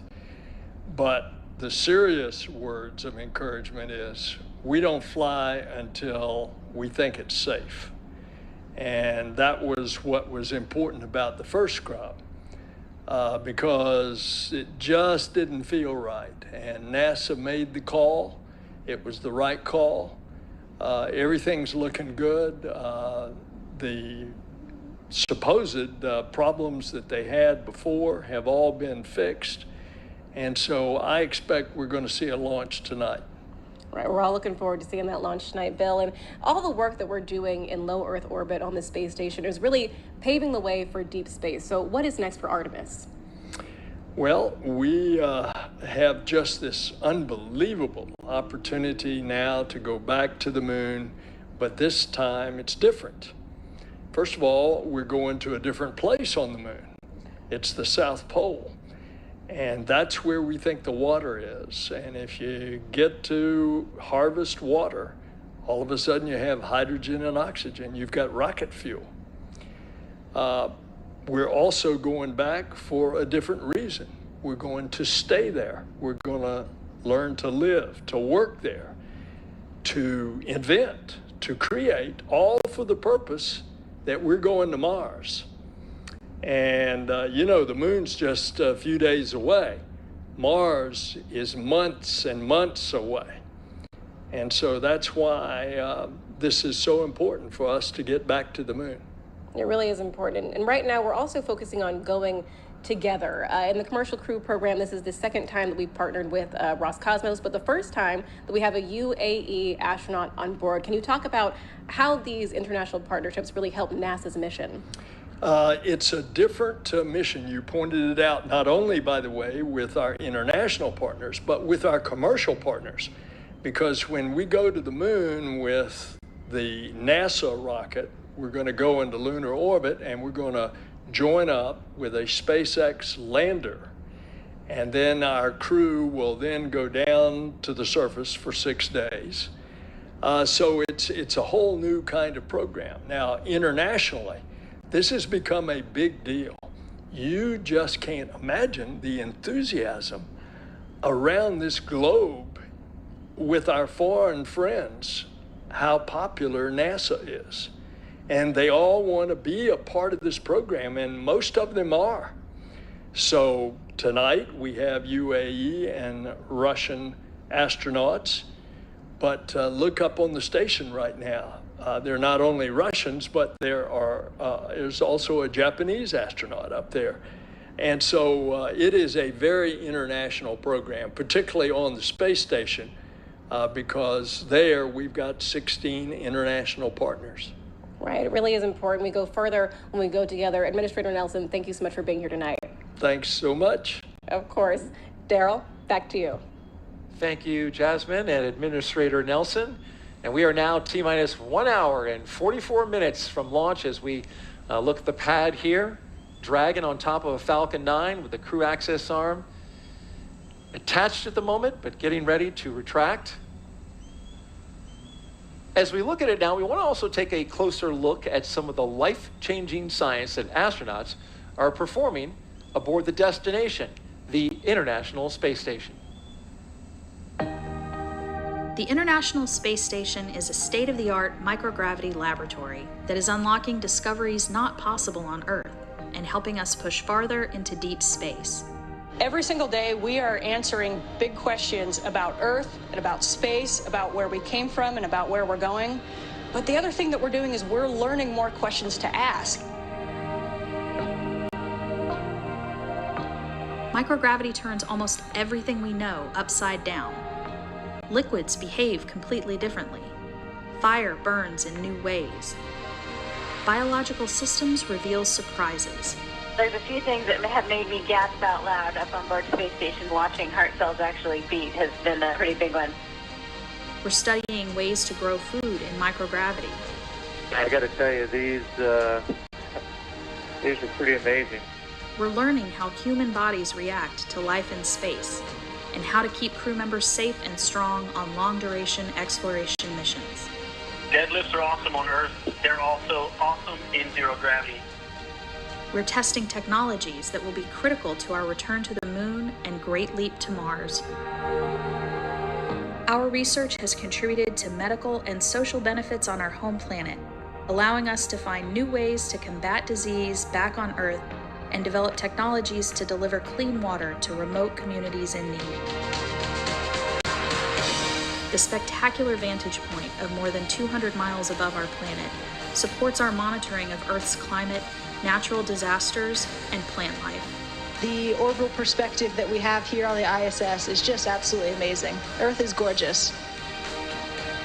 The growing new space economy, so vital to our continued progress in space, is flourishing in low Earth orbit. We're inspiring future generations from a platform that is one of the largest international collaborations of our time. We're doing science at 17,500 miles per hour. Come along for the ride.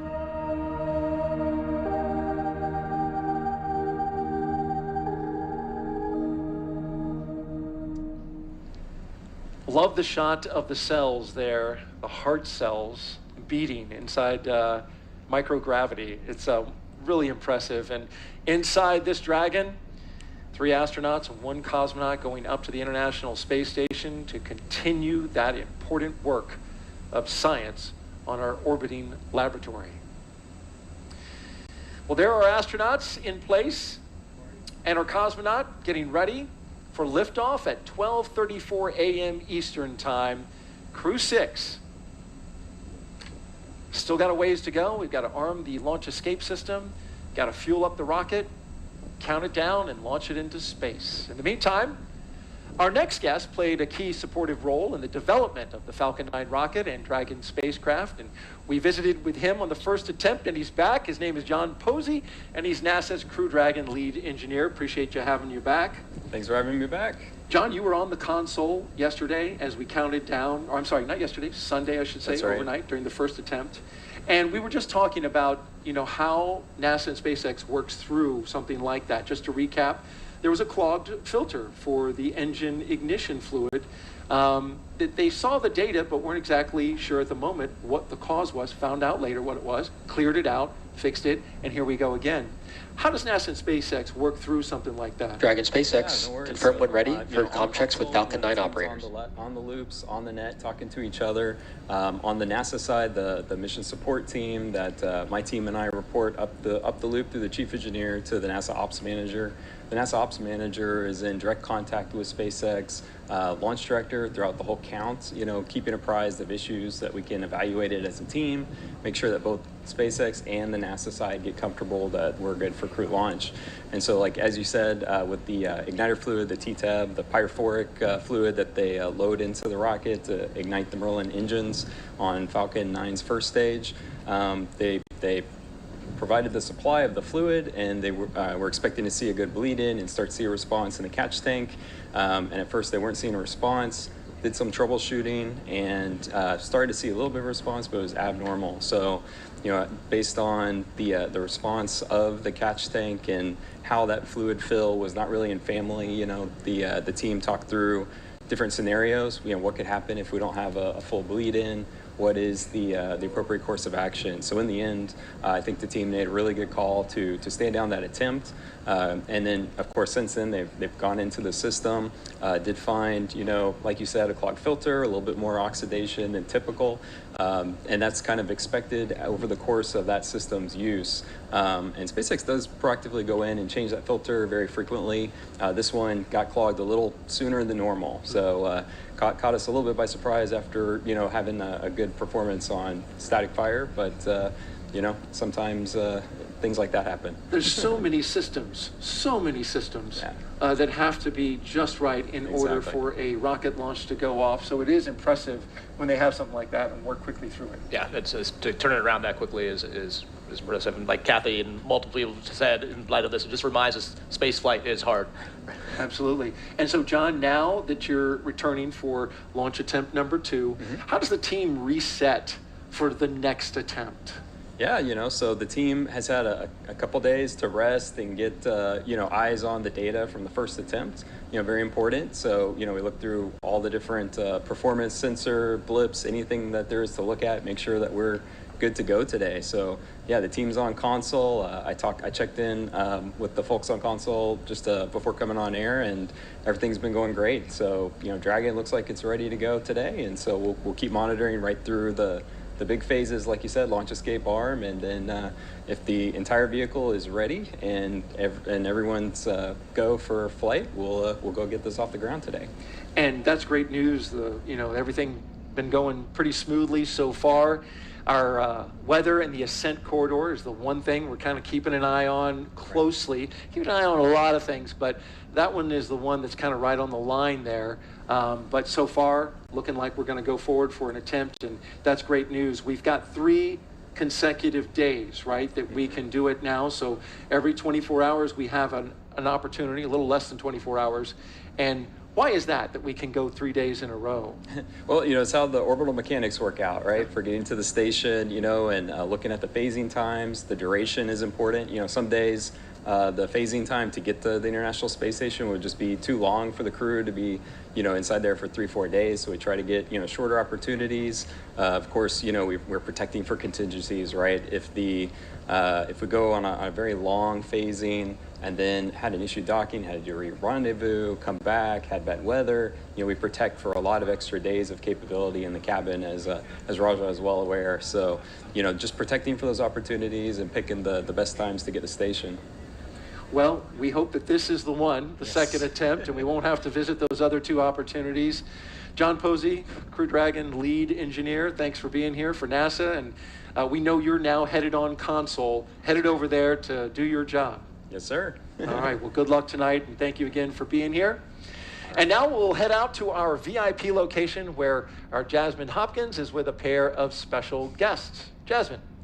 Thank you so much, Daryl. The energy is picking up here at OSB2 as we march closer to launch. Right now, I'm so glad to be joined by Salem Al-Mari, the Director General of the Mohammed bin Rashid Space Center, as well as Hazza Al-Mansouri, UAE astronaut. Thank you so much for being here tonight. Thank you, Jasmine. Of course, Salem, we'll start with you. Sultan is the first UAE astronaut to go on a long-duration mission to the space station. He'll be on a 6-month science mission. So what is the UAE hoping to learn from him? Definitely there's a lot we plan to do during this mission and learn from him and from this 6-month duration. So there's a lot of science we're going to be doing, a lot of human life sciences. There are science with over 20 different experiments with UAE universities and international universities. So that's something really big for us. But we also have a very in-depth education program where we will try and reach every school kid in the UAE, doing simple science experiments, simple YouTube videos. And of course, other than that, we'll do a lot of PAO events where we have these live chats with the astronaut from space, with our kids and public. So I think we're quite excited for this 6-month duration mission. Right, a lot of excitement surrounding this. Hazza, you said that you've actually been able to speak to Sultan in the duration from Sunday or Monday's morning attempt to now. So how is he feeling getting ready for launch again? Sultan, he's super excited about his launch. It's going to be his first mission first mission for also Woody and Lilfضاء. They are super excited. They can't wait to experience the weightlessness and to start conducting science and to conduct experiments on board the International Space Station. It is a really beautiful night for launch, so hopefully it's going to happen today, and we are looking forward to see them floating within a couple of hours. Yeah, we really are looking forward to that. It is a beautiful night for launch, so everybody's looking forward to it. Thank you both so much for being here tonight. Thank you. Thank you so much. Of course. Daryl, back to you. All right, thank you, Jasmine. And we are now T-minus 1 hour and 33 minutes until liftoff of Crew 6 from the Kennedy Space Center here in Florida. You're watching live coverage of the Crew 6 launch. Monitoring the crew inside, and we've had some great interviews, but in the interim during that time, we heard that we're working no issues, and the team is moving forward through the countdown. Yep, and we heard good comm checks. You heard earlier, right before we interviewed John, that they were going to redo the ground checks, so it sounds like those were done successfully, and all checks were good. And yeah, as you saw, you know, we mentioned in that ISS video the science going on there, and you can see underneath Woody's feet just some of the science. So this, on average, each increment, so they'll be part of Expedition 68 and 69 when they get out there, running about 300 experiments an increment, which is just incredible when you think about you know, what that national lab is doing up there, and with having 4 people go up at a time just allows so much more bandwidth in science. And I mean, I think that's the reason I think most of us do the job, just some exciting, changing things. I think my favorite experiments we did up there, I call them dual purpose things. So some water reclamation and then carbon dioxide scrubbing things, and we were doing those things because they help us with exploration. So if we can have 98% of our water reclaimed, then we can meet the mass margins to go to Mars. And if we can scrub CO2, again, we can live on the moon and on Mars. But the cool thing about those technologies is if you scale them on Earth, I mean, think about reclaiming 98% of our water, or solving our CO2 problems. I mean, these are existential, species-changing technologies, and just you know, that we're just starting to get into the fundamentals of. And if we can solve some of those problems, I mean, the impact NASA can have just on the world, let alone the solar system, is mind-boggling. So I think that's, to me, why I love this job and why I think so much of us love doing this, and the things you can discover in a microgravity environment. Even simple things like we did a concrete hardening experiment when I was up there. I remember that. Which I thought at the time was like, how? I'm sorry for whoever the poor scientist is like, how lame is this? Literally watching concrete harden. But Matthias, who's a brilliant materials scientist, explained to me, so that the reason we were doing it was to be able to use regolith on the surface of the moon to build structures. But the other cool earth science part is apparently concrete hardening releases CO2, and it's a ridiculous amount of carbon we put in the atmosphere on the Earth, just from the process of it hardening. So one of the side benefits is this is figuring out better ways for concrete to harden. And you think about all the developing places in the world, if we just gave them a simpler concrete formulation that didn't emit greenhouse gases, again, just game-changing stuff. So really cool that, you know, each increment is going to do that, and this national lab is just paying huge dividends, besides teaching us how to live and work in space and get to the moon and Mars, but also changing our life every day.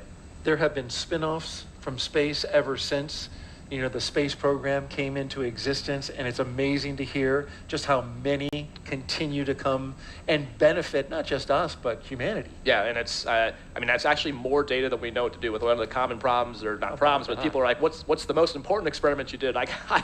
It's hard to say. I mean, every day we're doing someone's life's work, some universities, you know, years of research, and we get to be the ones that actually finish the execution of it. So it's just an amazing experience up there.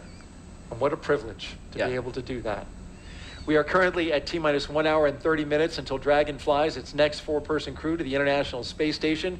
The astronauts, as we can see earlier, and now as we look at the spacecraft, there they are.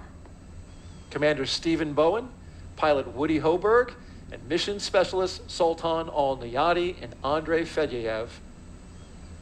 In their seats, they're strapped in, ready to go. And along our launch timeline at the moment,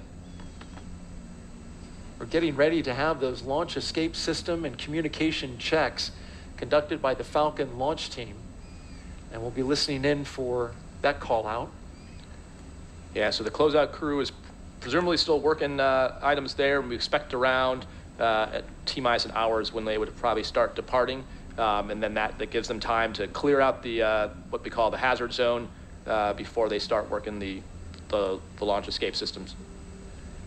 Each Crew 6 astronaut is allowed to bring a few personal items with them inside the Dragon capsule there, and they do that so they can have something for their roughly 6 months in space, you know, something from Earth to remind them of family, friends, loved ones, something they love about planet Earth. And here's a few of the items that Crew 6 is taking up. Sultan al-Niyadi said he's bringing a kimono. He's going to be throwing some moves up there, some jiu-jitsu. He's also bringing a small toy rocket from the popular European comic Tintin. Andrei Fedyaev is taking a few photos and some pins he plans on sharing with his family when he gets back home. For NASA astronaut Woody Hoberg, he's bringing one simple item, a photograph with deep personal meaning to him. In terms of personal items, mine's simple. Unfortunately, over the summer, I lost my father, and so I'm just bringing a photo of him that means a lot to me. And I wish he could come along with me, but at least I will be bringing him along with me. So I'll talk this. Yeah, and this is the photo right here, Raj. Woody says it's a picture of his dad, Jim Hoberg, finishing the Boston Marathon and leaving it all on the course. Jim Hoberg, along with his wife Peggy, raised Woody and his brother in Pittsburgh, PA. He was an electrical engineering professor at Carnegie Mellon University, where he was known for his exceptional teaching. When he was 75 years of age, he passed away at 75, I should say. Woody says he will remember his father for always showing up and for his relentless pursuit of truth. When he gets to space, he's going to keep that photo in his crew quarters, a touching tribute to his father all the way up there in space. Yeah, and I think what a tribute, and like we were talking about before, none of us got here on our own. Someone got us here, and you know, Woody's dad made Woody who he is. All of our parents made us who we are. The instructors at JSC, the centers we visit, we are really just a reflection of them. So I'm glad Woody's able to take his father with him. I think most astronauts take things to remind them of their family, their loved ones, up with them, because you are separated from the Earth, but it's right there, but you can't go home at the end of the night, so having that to remind you is very important. Now here's what we talk about, what you brought up, and we did this last time, but I had to change my show and tell. Yeah. I love that you did that, by the way. What do you have? So last time I had my Academy shirt. I also had a high school shirt. So you brought two shirts? I had two shirts, yeah. Okay, so what do we have Columbus here? Sailors, so from Waterloo, Iowa. Yeah, so I grew up Waterloo, in Iowa, that's right. My high school shirt. One thing, so we showed these last time. Yeah. Showed my space retainer, which I was Remember also that. not supposed to bring back. How can I forget? So I showed last time we had the RMO for our mission. The other one I brought up, so my wife works for the Department of Veterans Affairs, and that's obviously near and dear to my heart, the agency itself. So I brought up an RMO, or a coin, I'll say it out loud, but from the Department of Veterans Affairs. The other thing we bring up that they ask some of the astronauts is a Mach 25 patch and 100-day patches. And then you fly those and also things called Silver Snoopies, which are pins that we give out to a very small percentage of the NASA workforce. So it's really special to get one that's flown in space, and specifically from one that was flown by an astronaut for you.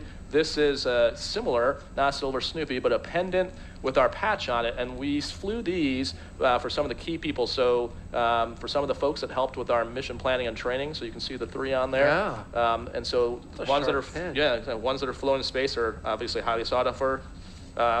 Cards for my kids. I had lots. I didn't see this. Yeah, one. These are different ones. I had lots. My wife is definitely my better half. And so I had all kinds of cards and notes for my kids, including look at what this one says right here. Can't wait.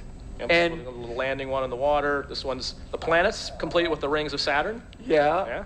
Well, you know she loves her daddy, because right here, this is the capsule. It says Crew 3 on it, and here are the kids at the bottom, and they have they're saying, "It's Dad coming home."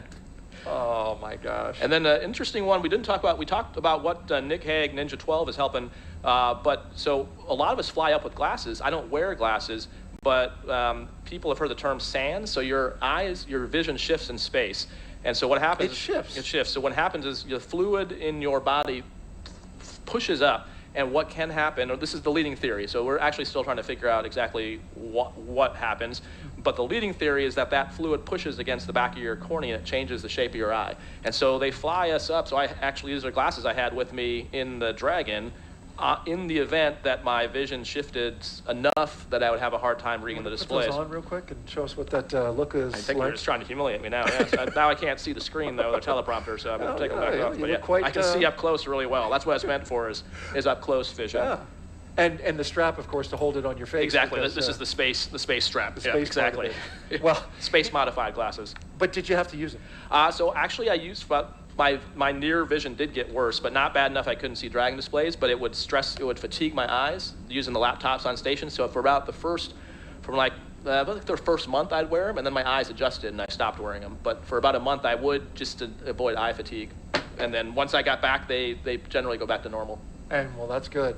And we continue to work on finding out. We do, yes. What exactly the cause is. Especially because we know they generally go back to normal, but that's why we need more long-term data, because we don't know on a 2-year mission to Mars, like would it go back to normal? Are we confident? But what would happen there? Well, exactly. That's good stuff. Thank you for sharing no problem. new. Hopefully we won't have to get to a third one. Hopefully not. We have to dig up some more stuff, but we appreciate your wife giving us a fresh supply of stuff you took to space. Thank you very much. Well, when they aren't launching into space or working hard to prepare to go into space, the NASA Astronaut Corps, well, they try to find time to watch their friends go into space. And you would know that. Yeah, so I'm here, but we saw Nick as Ninja 12. We saw Ike Glover helping with the family sport. We saw Joe Akaba, the chief. Sharon.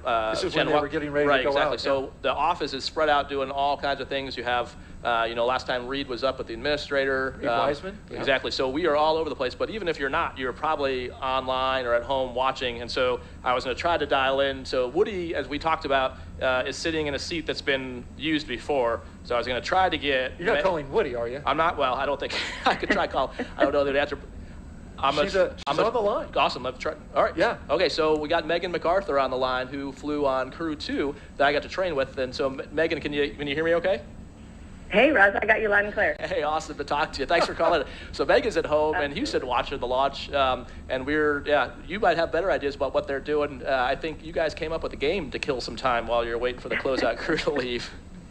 Yeah, well, it's been enough time that, when you first get in, of course, you're all business, and you go through your checklist and you review the nominal timeline, and you of course review the contingency actions that you might have to take. But now you're into just the wait. I was lucky enough to fly with a really fun and fun-loving crew, and so we set about entertaining each other. And, we had Thomas, kind of our Julie, the cruise director, and he had us playing a variety of different games that I'm not sure if he made them up or these are French games or what, but he kept us well entertained. It looked like the French version of rock, paper, scissors. I'm not sure if that's what it was, but so it's called the game of thumbs, and I won't strain anybody by trying to say that en français, but the game of thumbs, and so it's a little bit like rock, paper, scissors. Well, Megan, you're watching us, get ready to launch Crew 6, and of course, you were on Crew 2, and what a mission that was, and what's it like to be where you are, kind of relaxing, getting ready to watch the astronauts go up? It's so exciting. It's so much fun to see your friends go into space. Of course, Steve is a classmate of mine, and Woody was my family escort. Actually, he was with my family when I was getting to launch in that very same seat. And so my son in particular is very excited to get to watch Woody launch, so he's made me promise. I had to peel him away from the screen to get him to go to bed with the promise that I would wake him up in time to watch the launch. So we're excited for all 4 of the crew members of Crew 6, and we can't wait to see them get started on this next phase of their adventure. Very cool. That's awesome. And you know what? We are counting down just 1 hour and 20 minutes to go until liftoff. And, I got to ask you, Megan, how's Raj doing so far? Because you were one of our co-hosts sitting in this seat. So you want to grade him live on the air? You could text me. Oh man, he's a blast. Daryl, how could it be anything else? He's just doing amazing. We are, like I said, I had to peel my kid away from the screen, and of course he recognized you as the guy that cut his hair. Oh, that's right. Yeah. Before Daddy came home. His quarantine cut. Yeah. I still don't pay for haircuts. Right. I cut my own hair. Haircut, yeah. Theo was a test case. Yeah. Megan was nice enough to let me test out my haircutting skills on our son. Really? Wait. wait. You didn't tell me that. No, don't worry. I tried. I did it on other kids. Thea wasn't the first. Yeah, you cut your hair in space. Remember, did you? There's some kind of Flowbee thing that you used? Yeah, it's basically a Flowbee. Yeah, it's a very loud Flowbee. Yeah. And Megan, were you doing your hair in space? No. Oh, no. I would just let that grow up. Yeah, just let it grow out. And I remember seeing the shot of you, just your hair just flowing freely, and it's a great shot of you floating around, doing your business. Yeah, I often feel like my hair deserves its own credit, in the credit line, like Megan and Megan's hair, because it's a whole entity on its own. Got a lot of traction there. Well, Megan, I just want to let you know that I brought lots of snacks, courtesy of my wife, Rachel. She packed me up a big bag here. I know you took a shot at me when your husband co-hosted, so I want you to know I'm in good hands. Awesome. Can't have you getting grumpy. No, ma'am. Thank you very much. Well, Megan, we really appreciate you joining us this evening, watching the launch from home. Thank you so much for being on the broadcast with us. Thanks, Megan. I'll see you back in Houston. You guys are doing awesome. Take care. All right, Megan MacArthur, Crew 2 pilot, and did a fantastic job for us as a co-host, completed an amazing mission. She did a ton of work working with kids, especially afterwards. She's really leading an effort in education. Great having her on the broadcast. Hey, take a look at this. This is Crew 6's patch. And we want to talk about how this came into existence. It's very unique. Each patch for each mission, every flight has one, and it's designed by the crew. So you can see the one for Crew 6. And what you'll notice right away is the wooden dragon ship with the dragon figurehead there. And that's because each Crew 6 member has an affinity for seafaring vessels. And then check out the anchor. It's the International Space Station.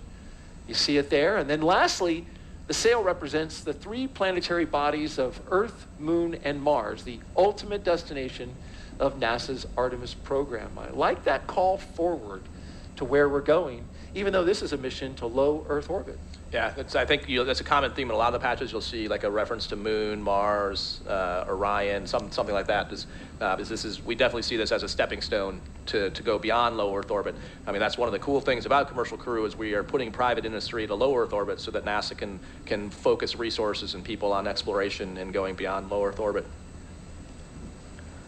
That's right. We're just 1 hour and 17 minutes until liftoff of Crew 6. Hearing good things about the countdown as we go along the way. The crew has ingressed, helped by our closeout team, of course. The umbilicals are attached. They provide the breathing air and comms to Dragon and the astronauts. Suit leak checks completed, comms checks completed with the core and the launch director.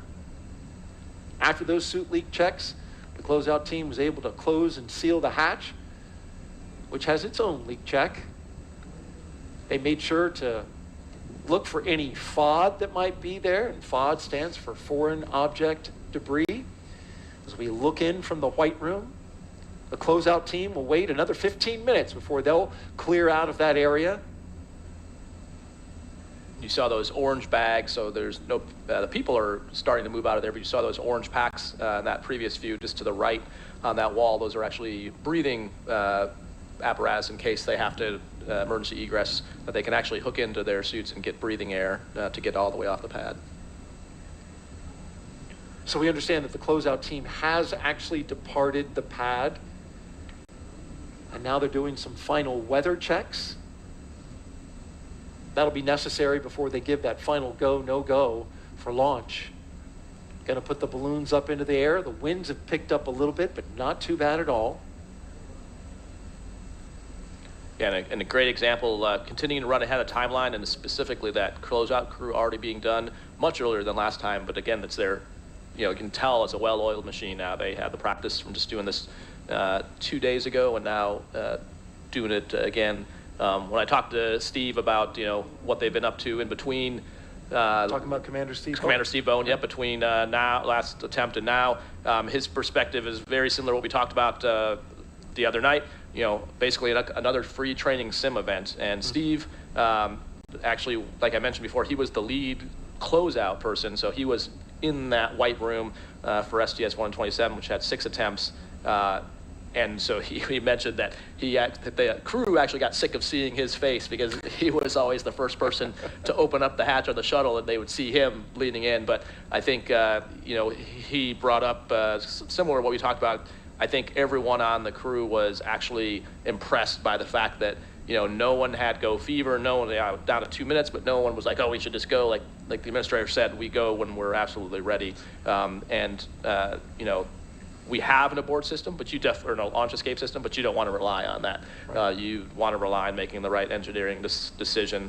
And so he actually, talked about the fact that, yes, it's the 6th operational crew mission, but every one of these missions is really a test flight. We're always learning new things. Now we learned about, oxidation rates of T-tab line filters, so you're always learning something new. We talked last time about even the procedures they're using. So they're in a procedure called 4.100, and just in the last launch to now, they've changed the section numbers of that. So we're always iterating and improving and trying to figure out ways to do it better and more efficiently. Like you mentioned tonight, we're doing things in parallel, which is why now we have some time. So it seems like we're ahead, but if we had a problem with the side hatch closer or had a problem with the leak checks, this would all be time that we could use now to not be rushed. So it's great to keep iterating and practicing and learning. It's hard to imagine when you have a launch scrubbed that so much can come from it that's good. Talking about that data, we heard NASA's Dragon lead engineer talk about how they've been poring over the data. We've had a dry dress, essentially a wet dress in the first launch attempt, and as you mentioned, always iterating and always learning. All right, we want to check in now with our friends in Houston, Texas, in the Johnson Space Center. Courtney Beasley is standing by. Courtney? Thanks, Daryl. The team here in Mission Control Houston has polled that they are go for launch. The International Space Station is ready for Crew 6 astronauts to lift off. When Flight Director Jed Freeling polled his team, he was asking the flight controllers who work on all of the key systems on board the station if their focus areas were online and working properly. This includes life support systems, proper communications links, computers that allow us to command the station's onboard subsystems, and our ability to control and maneuver the space station are all fully functional. The crew in orbit is currently in a sleep period, and they are scheduled to wake up at midnight Central Time. The International Space Station Flight Control team is ready for launch. Mission Control Houston will continue monitoring the mission as we check off milestones for today's flight. In the meantime, I'll send it back out to the team at Kennedy. Daryl. All right, a beautiful shot from high above the Kennedy Space Center, going by the VAB as we look out at Launch Complex 39A. During the previous launch attempt, I want to recall this. Roger told us that dragonflies during dry dress is a good luck charm. Well, after the scrub, I was watching the Starlink launch. What do you see there? Looks like some insects flying by, maybe dragonflies. Yeah, I can't tell if they're insects on the screen or there you go. There's a buzz. Right? They were buzzing my phone. I thought it'd be a good idea to put some dragonflies in the show. For some good luck. I like it. Yeah. Is that going to bring us some good luck? I sure hope so. Well, let's hope so indeed. 1 hour and 11 minutes, counting until liftoff. Let's check back in with Jasmine Hopkins, who has a special guest. Thank you so much, Daryl. Joining us now is Kennedy Space Center Director Janet Petro. Thanks so much for being here, Janet. Thank you, Jasmine, for having me. We're always happy to have you. And right now we're preparing for Take 2, second launch attempt of Crew 6, but this is something that the Kennedy workforce is built for, really. I mean, we're very agile. Can you speak to that? Yeah, sure. So, last year, 60th anniversary, we went through this with Artemis, not just 2 times, but we did it 3 times, successfully launching the 3rd time on November 16th. So, launch is hard, the whole process, and we got to get it right. They say, you'd rather fix a problem on the ground than launch and then have a problem in the air. So the team, the NASA team along with the SpaceX team has worked really hard. We had our Delta launch readiness review late yesterday evening, worked through the issues that we experienced on the first one, and we're ready to go tonight, Jasmine. That is what we want to hear. It's good to hear that we are looking good for launch tonight, Janet. And you just mentioned that 60th anniversary. It was our diamond anniversary last year. To think that we've been here 6 decades, what is Kennedy doing doing to continue growing and improving? So the first 60 years, it started, Kennedy was with Apollo, and then Diamond Anniversary last year, Artemis, first launch of Artemis, going back to the moon. But as a spaceport, we really have come into our own. We've really brought a lot of the commercial industry here to launch. 94 launches on the manifest this year. We had 57 last year, like you mentioned, 31 the year before that. So we are growing. We obviously are a very popular place, not just because of the geography, but the services that we're providing at the center to our commercial partners and customers. We're working very hard to make it easy for them to launch and to provide them the best services. And I got to brag for a moment. We have a spaceport integration team. They coordinate with the 45th SLD, the Space Force side. Every single one of those 90-plus launches will be supported by our Kennedy team, as well as the Space Force side. We work jointly together in partnership to ensure that all of those launches are successful. And of that 90-plus, 79 are commercial. So a large percentage of that is a commercial launches. And so across the board, we have our NASA, we have our government, we have our national space security missions we support, but we also have the commercial that we have to take care of also. Right, Janet, those numbers just really blow me away. Thank you so much for being here tonight. Thank you, Jasmine. Of course, always happy to have you. Go Crew 6. Exactly, go Crew 6. Daryl, back to you. Thank you, Jasmine and Janet. Throughout the show, we've been taking your hashtag Ask NASA questions from social media. We have time for a few more before Falcon 9 fueling begins at T-minus 35 minutes. We're sitting now at 1:08 and counting. And Raja, there's the question. It seems like astronauts work on some really cool and interesting things other than flying. Raja, can you take a minute and talk about something interesting that you're working on right now? You're not flying, currently on a mission, obviously, because you're here. So what you working on? Yeah, so I'd say most of our time is not actually flying in space. So we do maintain the training for that, whether it's NBL, which is the Neutral Buoyancy Lab, so doing practice spacewalks in there, whether it's working on the ISS systems, working on different experiments, getting smart on geology, biology, but we also all work on different projects in the office on the engineering and development program. So specifically, there's a whole lot of work going on in Artemis right now. The administrator talked about Artemis. That is the goal of the agency to get us back to the moon, to stay and go on to Mars.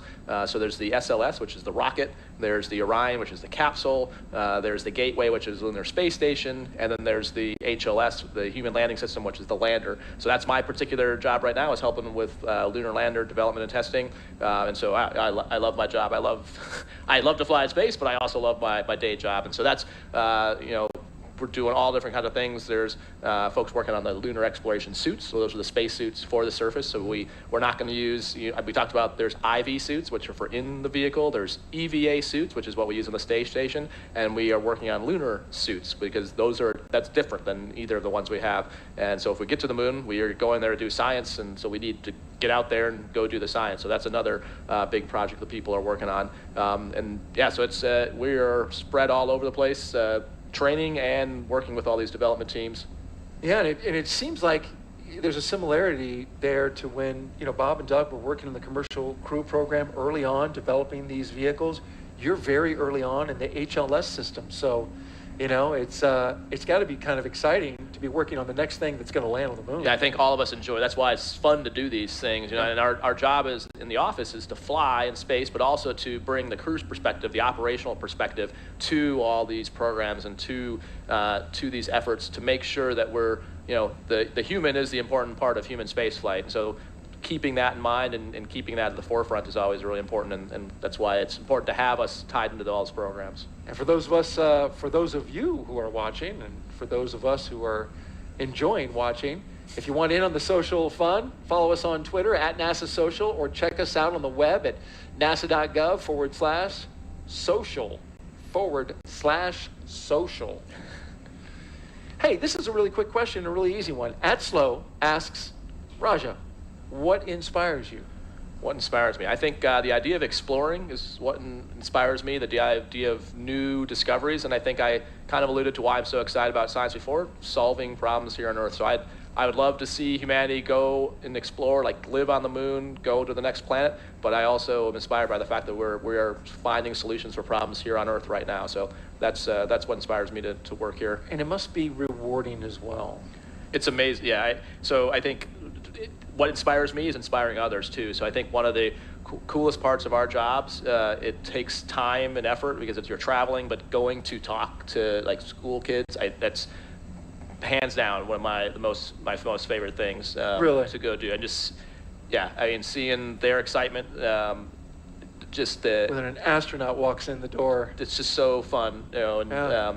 You know, whether it's elementary answering bathroom questions, you know, because I've heard plenty, all the way to, you know, talking to university students who have questions like, you know, where do I go, and like what kind of degrees, and you know, so it is really cool, and it inspires me to be even a potential inspiration, or to potentially help or set a spark maybe in someone's mind, or give them the idea of what's possible. Deep curiosity as well. We are 1 hour and 4 minutes and counting until liftoff. This day is the continuation of regular flights to the space station from U.S. soil. Crew 6 and the mission will be the company's 6th crewed space flight. This is for, of course, SpaceX and NASA, following the crewed test flight Demo 2 and 4 previous operational crewed missions to the space station. It will also be SpaceX's 8th crewed space flight overall, including the private orbital mission Inspiration 4. Today, our crew is flying on board Dragon Endeavour, and this will be the 4th flight for this capsule. It'll be taking a ride on a brand new Falcon 9 rocket. The Dragon is this particular Dragon, Endeavour, is the flight leader in the fleet. Its 4th flight, which includes Demo 2, Axiom 1. It's been a great countdown so far, 1 hour and 3 minutes and counting. Weather is fantastic here at the Kennedy Space Center, only a 5% chance of violation. That means 95% go. Doing some math here, getting inspired by my fellow astronaut here. Really advanced stuff. Avoid math in public, that's my rule. That's a good idea. Excitement is picking up though as we get closer to T0. And so with roughly about an hour, No, go ahead. About an hour to go until liftoff, things are going to start picking up. We get close to the go, no-go pole to arm the launch escape system and begin the propellant loading. The crew poll for readiness, that will happen right at T-minus 60 minutes. And then the Dragon poll for prop load is at T-minus 55 minutes. From there, at T-minus 45 minutes, there will be an internal mission control Hawthorne poll, and then the launch director's poll for propellant loading will follow. When we get to about T-minus 40 minutes, the crew access arm will retract, and the crew will get the call to close their visors and to arm the launch escape system. I'm going to walk you all the way through it. This is the automated safety system that's in place that can fire the 8 Super Draco thrusters on Dragon to quickly separate the crew from the rocket, either on the pad or during a flight on the ride uphill. And then, once we reach about T-minus 35 minutes, propellant loading for the Falcon 9 will begin.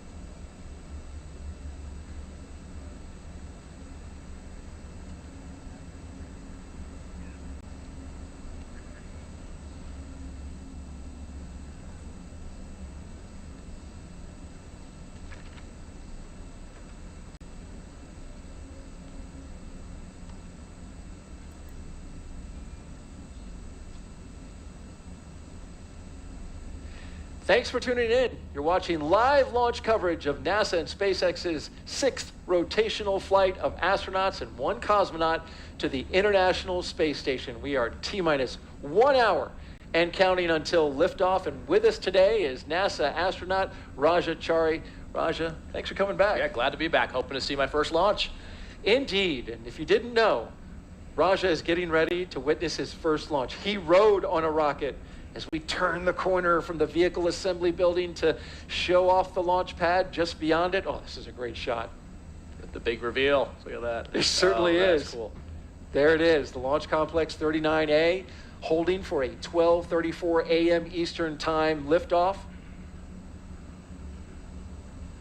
And so right now the crew is going through kind of mentally, probably looking forward to the prop Dragon timeline. SpaceX, And you cycling about to orbit start tank isolation valves to equalize low flow pressure. SpaceX Dragon copies for Washington. Quickly explain what that is. So give them that call. So a lot of times whenever they're going to do something with any prop loading or valves, they'll give the crew a heads up. So if they hear the sound or feel the vibration, that they know that that's planned. So they usually give them a call prior. You mentioned that it's about to get a lot busier on the loops as they start going through some go, no-go polls and talking to the crew. And so they are looking ahead in what's called the event details, and they have probably two displays up, one that's event details, one that's in procedure 4.100. They're sitting in 4.100 waiting for the poll to say that they can arm the LES, the launch escape system. And on the timeline, they're probably looking at what the prop loading steps are and just kind of anticipating what's coming up next, probably scrolling ahead to kind of talk through the launch sequence and using this time to basically what we call chair fly, talk through. Dragon SpaceX, you are go for section 5. When ready, report go for launch. All right, picking up section 5, preparation for LES arming.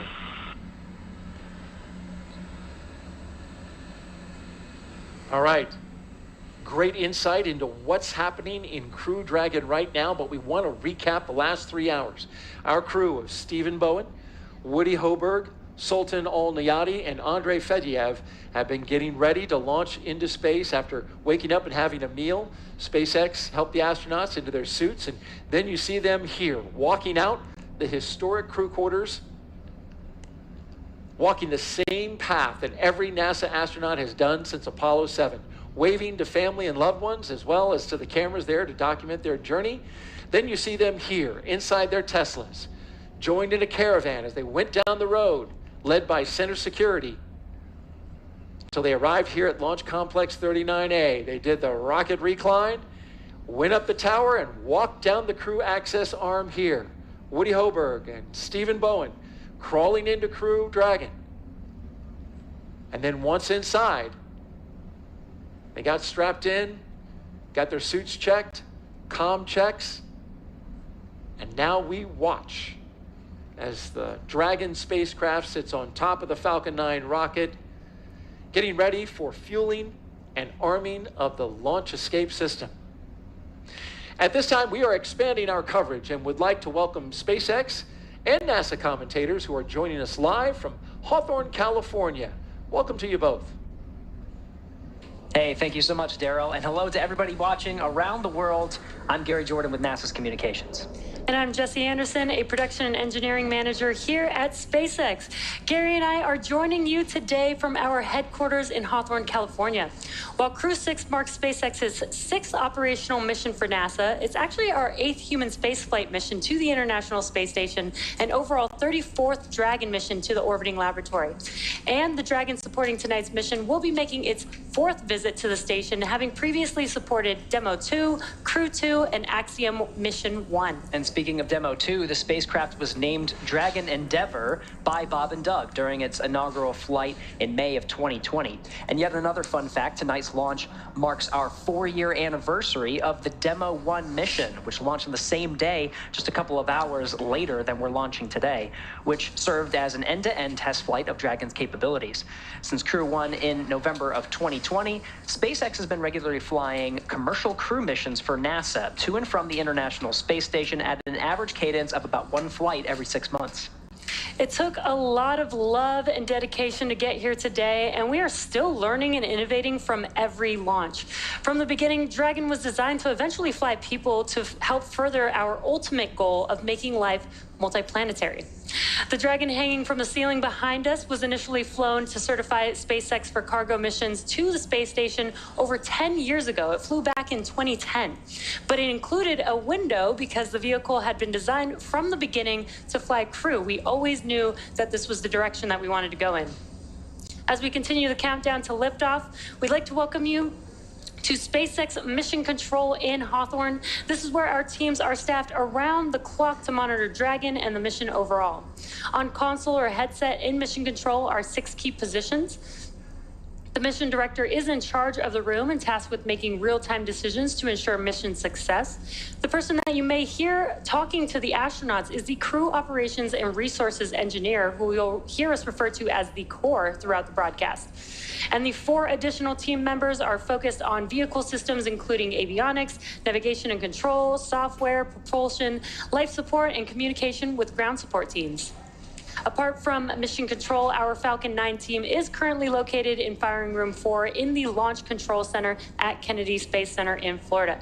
Now, with less than an hour until launch, they are settling in for final checkouts, propellant loading, and for launch. And then, of course, NASA has its own team members at NASA's Mission Control Center in Houston, Texas, who have been preparing the space station for Dragon's arrival. And they recently gave their go for launch, saying that the station is ready to receive the new crew. Upon liftoff, today's ride to the space station will take about 24.5 hours, with Dragon flying autonomously the entire way. And just like autopilot on a commercial aircraft, the crew always has the ability to take manual control of the spacecraft if needed. Now at under T-minus 55 minutes, we are looking good for an on-time liftoff, and our very own incredible Kate Tice has been monitoring the progress of the countdown. How's it going so far, Kate? Thanks, Jesse. I'm Kate Tice, SpaceX Quality Systems Engineering Manager, bringing you vehicle status updates this evening. It's been a pretty smooth countdown so far. The crew's 6 astronauts wrapped up ingress at T-minus 2 hours and 34 minutes. Since then, the teams completed the required comm checks, suit leak checks, and side hatch closure, as well as side hatch leak check. The closeout team has departed the BDA, and the pad is clear. Now, as for Falcon 9, our 2-stage reusable rocket that you see there on your screen, final propulsion checkouts of first and second stages began a few minutes ago in preparation for propellant loading. This involves testing valves and engine pneumatic pressurization. Now, as you might be able to guess from the lack of re-entry soot on Falcon 9's first stage, which is the lower 2/3 of the vehicle there, that booster will be flying for the first time tonight. Now, at T-minus 45 minutes, less than 10 minutes from now, the team will report their readiness for prop load with a final electronic go, no-go poll. Before we can begin propellant loading on Falcon 9, we still have a couple tasks to perform. First, the crew access arm will be moved out of its service position as you see it in now, and it will rotate away from the Dragon capsule and over to its launch position. That will happen between T-minus 44 and 42 minutes, almost immediately after the T-minus 45-minute launch director's briefing. With the access arm out of the way, the launch escape system will then be armed. Once those 2 events are complete, Dragon will be ready for Falcon propellant loading. As for weather, we will also verify with the launch weather officer that all of the weather conditions meet our launch constraints. Those include items such as wind speed, lightning, and precipitation in the area surrounding pad 39A. But tonight, we're expecting acceptable weather conditions for launch, both at surface level and upper altitudes.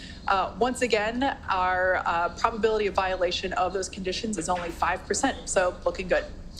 The range is currently clear for launch. A worldwide network of ground stations and tracking and data relay satellites, or TDRS, are ready to support, and those are what help us get live views and data as Dragon heads into orbit.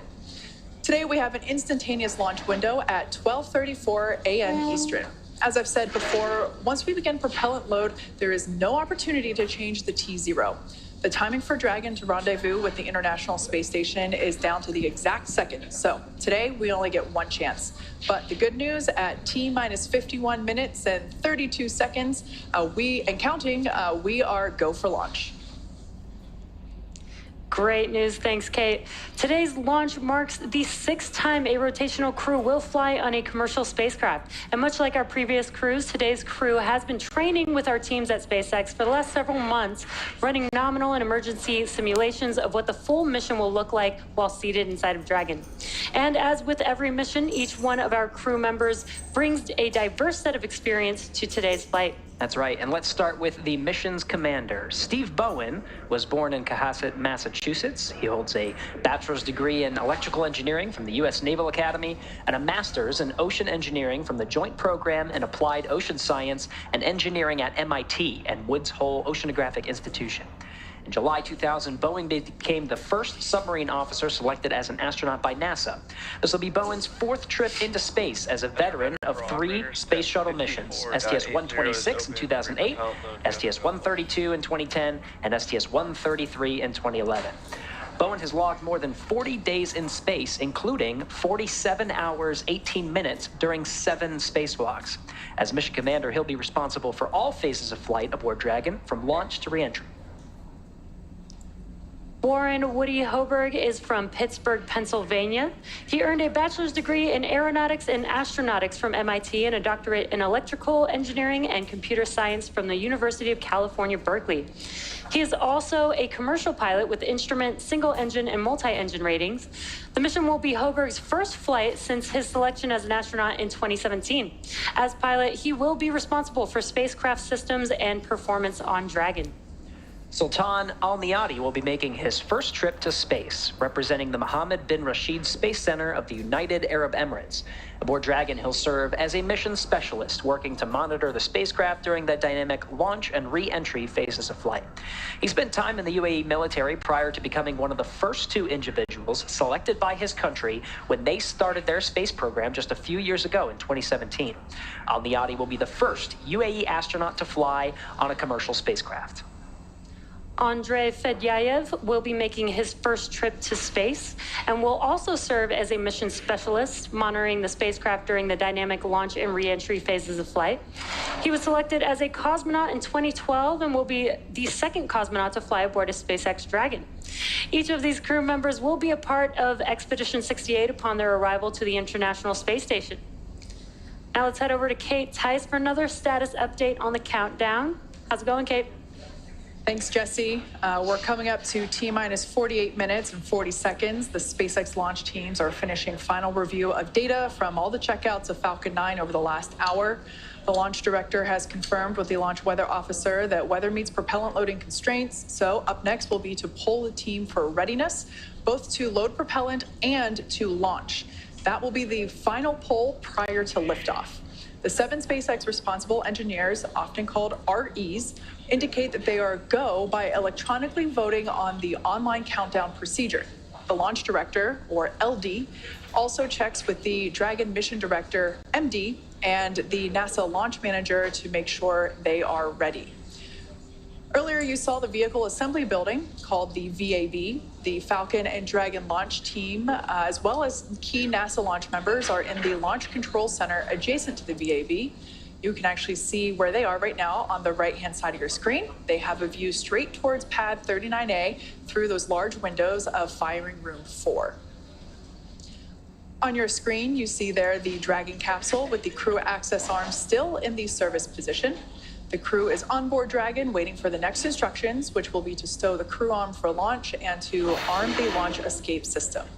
Once the launch director gives the final instructions to the launch team in that T-minus 45-minute briefing, immediately afterward, the crew access arm sequence will be armed and initiated. We should get a good view of that access arm as it swings away from the capsule. That will take about 2 minutes to complete its rotation to move out of the way. The range continues to be go for launch. They continue to monitor the clearance area around the launch pad, as well as the air and sea space around that downward upstream or the flight corridor downstream from the launch pad. As we mentioned before, we have to make sure that all areas are secure in the unlikely event of an abort. There at Kennedy Space Center, the conditions are predicted to be acceptable for launch. If we had daylight, you'd be able to see that conditions are pretty calm. There's 13-mile-per-hour winds from the south-southwest, so pretty mild all in all. The downrange landing zones, as I mentioned before, are also within the conditions as needed, if needed for an escape, so everything also looking go downrange. Now, in about a minute, we will hear the briefing from the launch director. As I mentioned before, the readiness poll that is underway is the final go for propellant load and for launch. There on screen, you can see the 4 crew members of Crew 6 waiting patiently to go to space. Not much for them to do at this moment, but wait for that LD briefing, which will be coming up in about 35 seconds.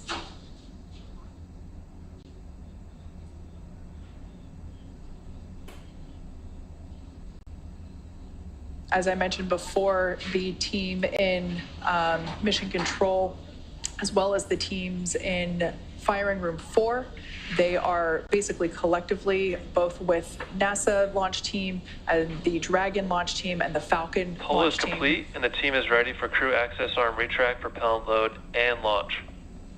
Both control rooms are going to lockdown at T-minus 45 minutes and remain in that state until the launch escape system is disarmed. All operators are remain at their console and maintain a sterile cockpit until MD confirms successful disarming of the launch escape system following orbit insertion or propellant offload in the event of a scrub. For non-urgent no-go conditions, brief the CE or LD and they'll approve aborting the countdown. For urgent issues affecting the safety of the operation, operators shall call hold on the countdown net. Launch control will abort the launch auto sequence immediately and proceed into the launch abort sequence.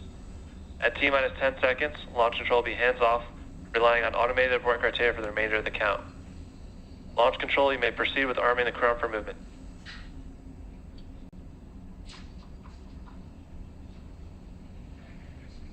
There we heard that final go for launch and prop load from launch director having... Crew arm, still, get started.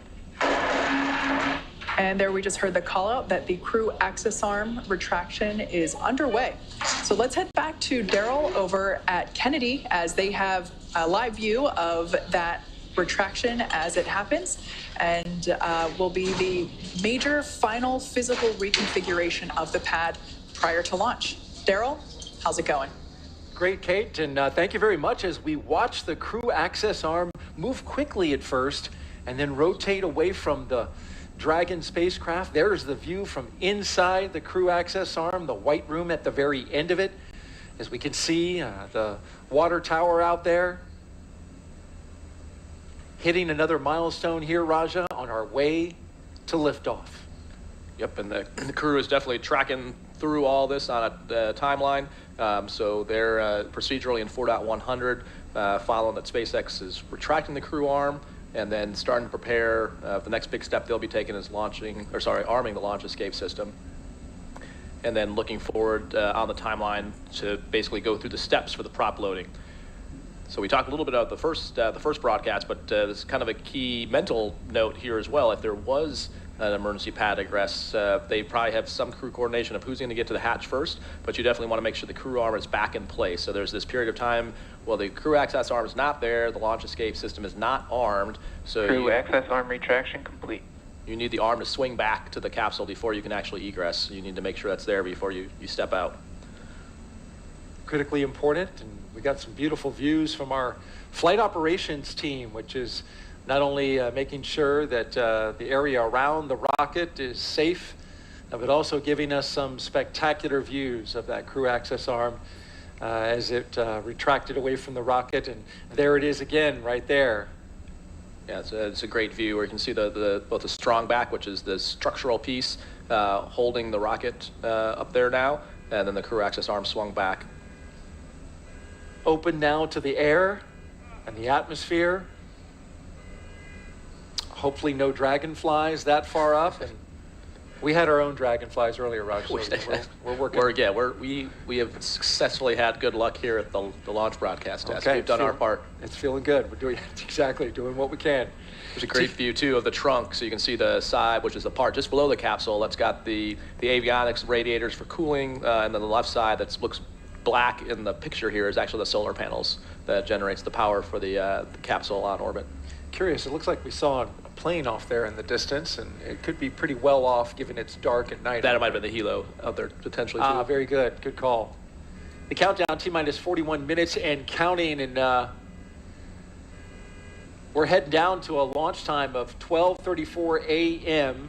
We saw the retraction. That's the last major visual milestone as we prepare for liftoff. Shortly thereafter, we should hear the call out that the launch escape system is armed. And then from there, Raja, we will hear that F9 prop load has started.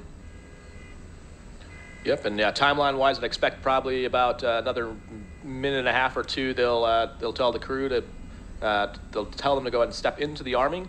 You'll see them putting visors down. You'll probably see them tugging at the restraint straps, just making sure everything is extra tight, making sure you saw, like Andre before was using his stylus to probably edit some of the weather data they had on their iPad. They'll stow all those things and basically put themselves in a posture where you see them stowing it right now, where you could be in a posture where if the capsule were to initiate a launch escape, you'd be prepared for that. So from the time that is hot, you are pretty much sitting on a live set of Super Dracos that could go off automatically if the vehicle senses a malfunction once the prop loading starts, or it could be manually initiated. So you always want to be ready once that system's hot. Well, Raja, you say it, and then we see it. Calling it out. Remember well from your time as the commander of Crew 3. It's worth noting, you just came back from space. It was, what, May of last year? Yep. Yeah. Yeah, it's good to be back. I would go back in a heartbeat, but it's also good to be back home. But oh, you're watching your friends go up? Yeah, this is it's really surreal to have friends and colleagues on the end of that rocket, and I think just reinforces the importance you asked earlier. And the question was like, what do we do on our normal job? There's also people in our office. So Joe, who's the chief of the office, goes to the launch trainers reviews, and you are signing up your friends to go ride this thing. So we take it pretty seriously, as well we should.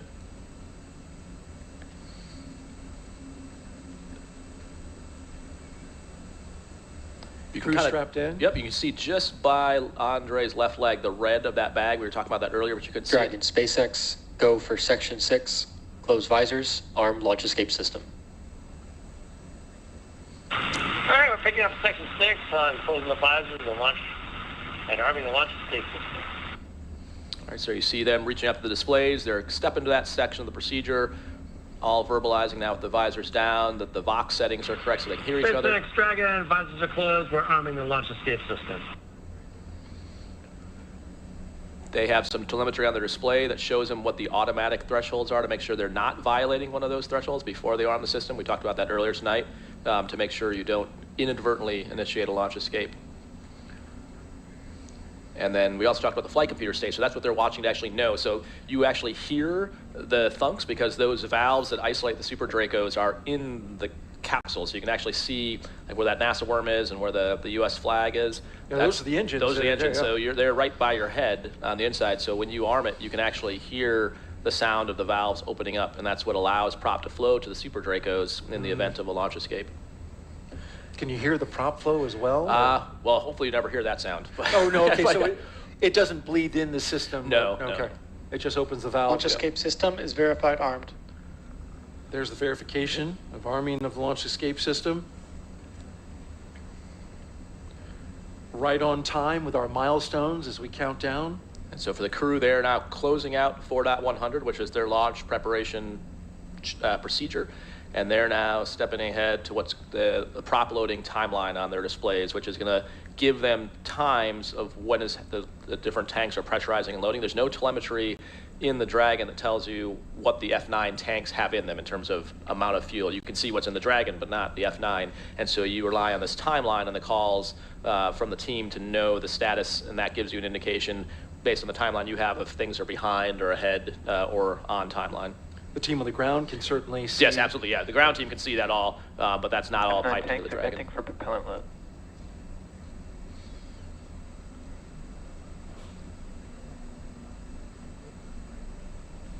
We'll start venting. These would be the tanks on the ground?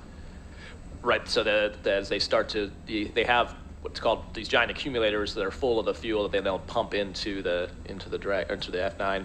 And the two things I learned on our first broadcast attempt, one is that the license plate changes every time. The second that I also learned from you is that you can tell out here how full the rocket is by looking at the level that the condensation comes off the outside of the rocket, which you can't see that on the inside, but that's a good technique for if you're watching on the outside and don't have the benefit of having the displays the crew has or the telemetry the ground has to just get a look at binoculars if you're standing on the causeway or on TV and know how full the tank is. Outdoor fuel gauge. Yeah. Only if you launch in the humidity of Florida. I don't know if they work in the desert as well. But. Well, we get to see launches out at Vandenberg, California, and it's a little drier out there. It still is on the coast, so we have some humidity, but it is quite a sight. It's a definite pro tip. I didn't know that. I've been I've been in the office for 5 years. No one taught me that. Told an astronaut something new. Yeah. I'm feeling proud. But I tell you what, you haven't learned nearly as much as I've learned in my time being in these 2 launch attempts. And so happy you could come back and count this down. We know our astronauts all around the country are watching. Checked in with Megan MacArthur earlier. Had a nice little chat with her. She's watching. Other astronauts from the Corps. The astronaut Corps is roughly, what, about 42 astronauts? Yep, about that, yeah. And then a new class called, they're named the Flies, the 2021 class. The Flies, that's their name? halfway through their training, yep. And looking forward to, they're crushing it as you would expect. Started. There's the call from the Corps. Yeah, here we go.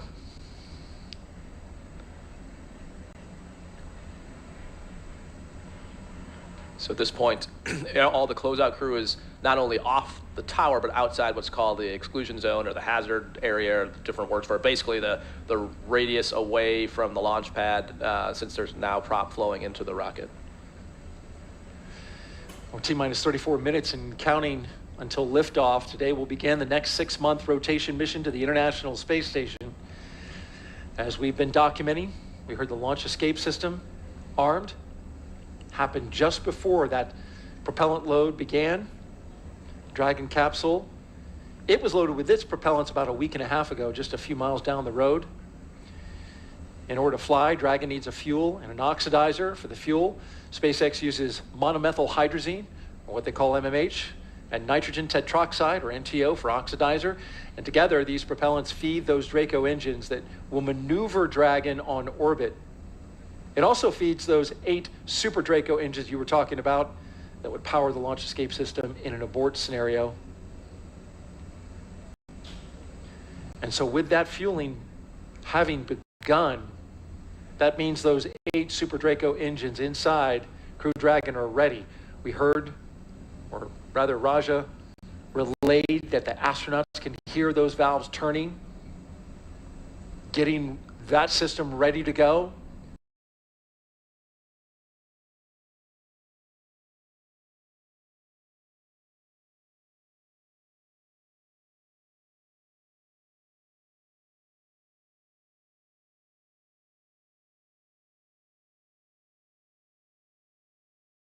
كبسولة دراغون، هذه الكبسولة التي ستحمل رواد الفضاء 4 من ضمنهم رائد الفضاء الإماراتي سلطان النيادي في أول مهمة عربية طويلة الأمد لمدة 6 أشهر. نعم أميرة، يعني ساعات حاسمة في عمر رائد الفضاء الإماراتي سلطان النيادي، والترقب على الأرض عند أكيد ذويه ومحبيه، وهي ساعات ويمضيها النيادي الوصول المحطة الدولية، وبعدها شهور يبتعد فيها عن أهله وعن وطنه، لكن الفخر والاعتزاز يملأ صدره. يجري الآن تزويد الصاروخ فالكون 9 بالوقود، وهذا يعني أن محركات سوبر كرو الثمانية الموجودة داخل كرو دراغون جاهزة إذا لزم الأمر لإطلاق الكبسولة بعيدا عن الصاروخ فالكون 9 في الحال في هذه في هذه الحال محمد، وفي هذه المرحلة يقولون أنها تسمى مرحلة الهروب، وتعني أن الكبسولة في المركبة جاهزة للانطلاق بعيدا عن الصاروخ إذا ما وقع حادث لا سمح الله في الصاروخ على المنصة وقبل الانطلاق، وطبعا مدربين بشكل كامل على ذلك. نشاهد معكم هذه الصور مباشرة من مركز كينيدي للفضاء، ونحن بعد قليل إن شاء الله سوف ينطلق هذا الصاروخ متجها إلى محطة الفضاء الدولية. ومثل ما نشاهد هذه الصور المباشرة التي تصلنا من داخل كبسولة المركبة دراغون، ويبدو الرواد ال4 وقد أخذوا مواقعهم على المقاعد المخصصة لهم. نعم، وطبعا نرى في هذه الأثناء الممر الذي يصل برج الإطلاق بكبسولة دراغون، وداخل الكبسولة كبسولة دراغون هناك رائد الفضاء الروسي اختصاصي البعثة أندريي فيداييف في المقعد الأول، وطيار الرحلة الأمريكي وودي هوبرغ في المقعد الثاني، قائد البعثة الأمريكي أيضا ستيفن بوين في المقعد الثالث، ورائد الفضاء الإماراتي اختصاصي البعثة سلطان النيادي في المقعد الرابع. وكما نرى هذه المشاهد المليئة بالحماس، هذه المشاهد التي نرى من خلالها فالكون 9 وهو يستعد وطبعا لحمل رواد الفضاء عبر كبسولة دراغون إلى الفضاء. طبعا يبلغ ارتفاع مركبة دراغون مثل ما نشاهد معكم أكثر من 8 أمتار، قطرها 4 أمتار، وبحد أقصى لكتلة طبعا الحمولة يصل إلى 6000 كيلوغرام. ويبلغ حجم الكبسولة التي رأيناها قبل قليل وهم الرواد فيها 9.3 متر مكعب، وبقدرة استيعابية 7 رواد فضاء. ونفس الوقت تمتاز دراغون بأنها يعني كبسولة مضغوطة، وهي آلية التحكم بالكامل يتم التحكم بها عند الانتقال إلى التحكم اليدوي، وطبعا شاشات تعمل باللمس. نعم. دعونا نعرفكم على الرواد الأربعة، سلطان نيادي وزملائه الذين يشكلون الطاقم كرو 6. من هم وما هي خلفياتهم الأكاديمية والمهنية؟ دعونا نتابع سويا.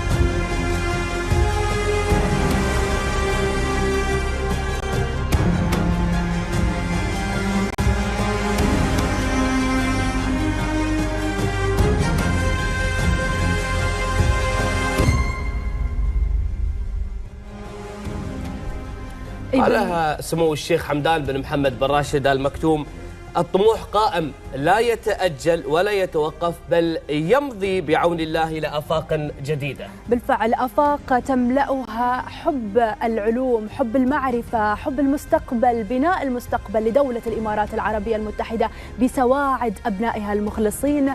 مشاهدينا الكرام، دقائق تفصلنا عن إطلاق صاروخ فالكون 9 الذي يحمل مركبة دراغون إلى محطة الفضاء الدولية. وبكل تأكيد نحن مستمرون معكم في هذه التغطية المباشرة للمهمة العربية الأولى طويلة الأمد الذي سيقوم بها رائد الفضاء الإماراتي سلطان النيادي لمدة 6 أشهر. وللتعرف أكثر وأكثر عن تفاصيل هذه المهمة، يسعدنا دائما أن نكون على تواصل مع شبكة مراسلينا، ونذهب الآن مباشرة إلى زميل محمد الكعبي من أمام حقل الإطلاق في مركز كينيدي للفضاء. أهلا وسهلا بك محمد.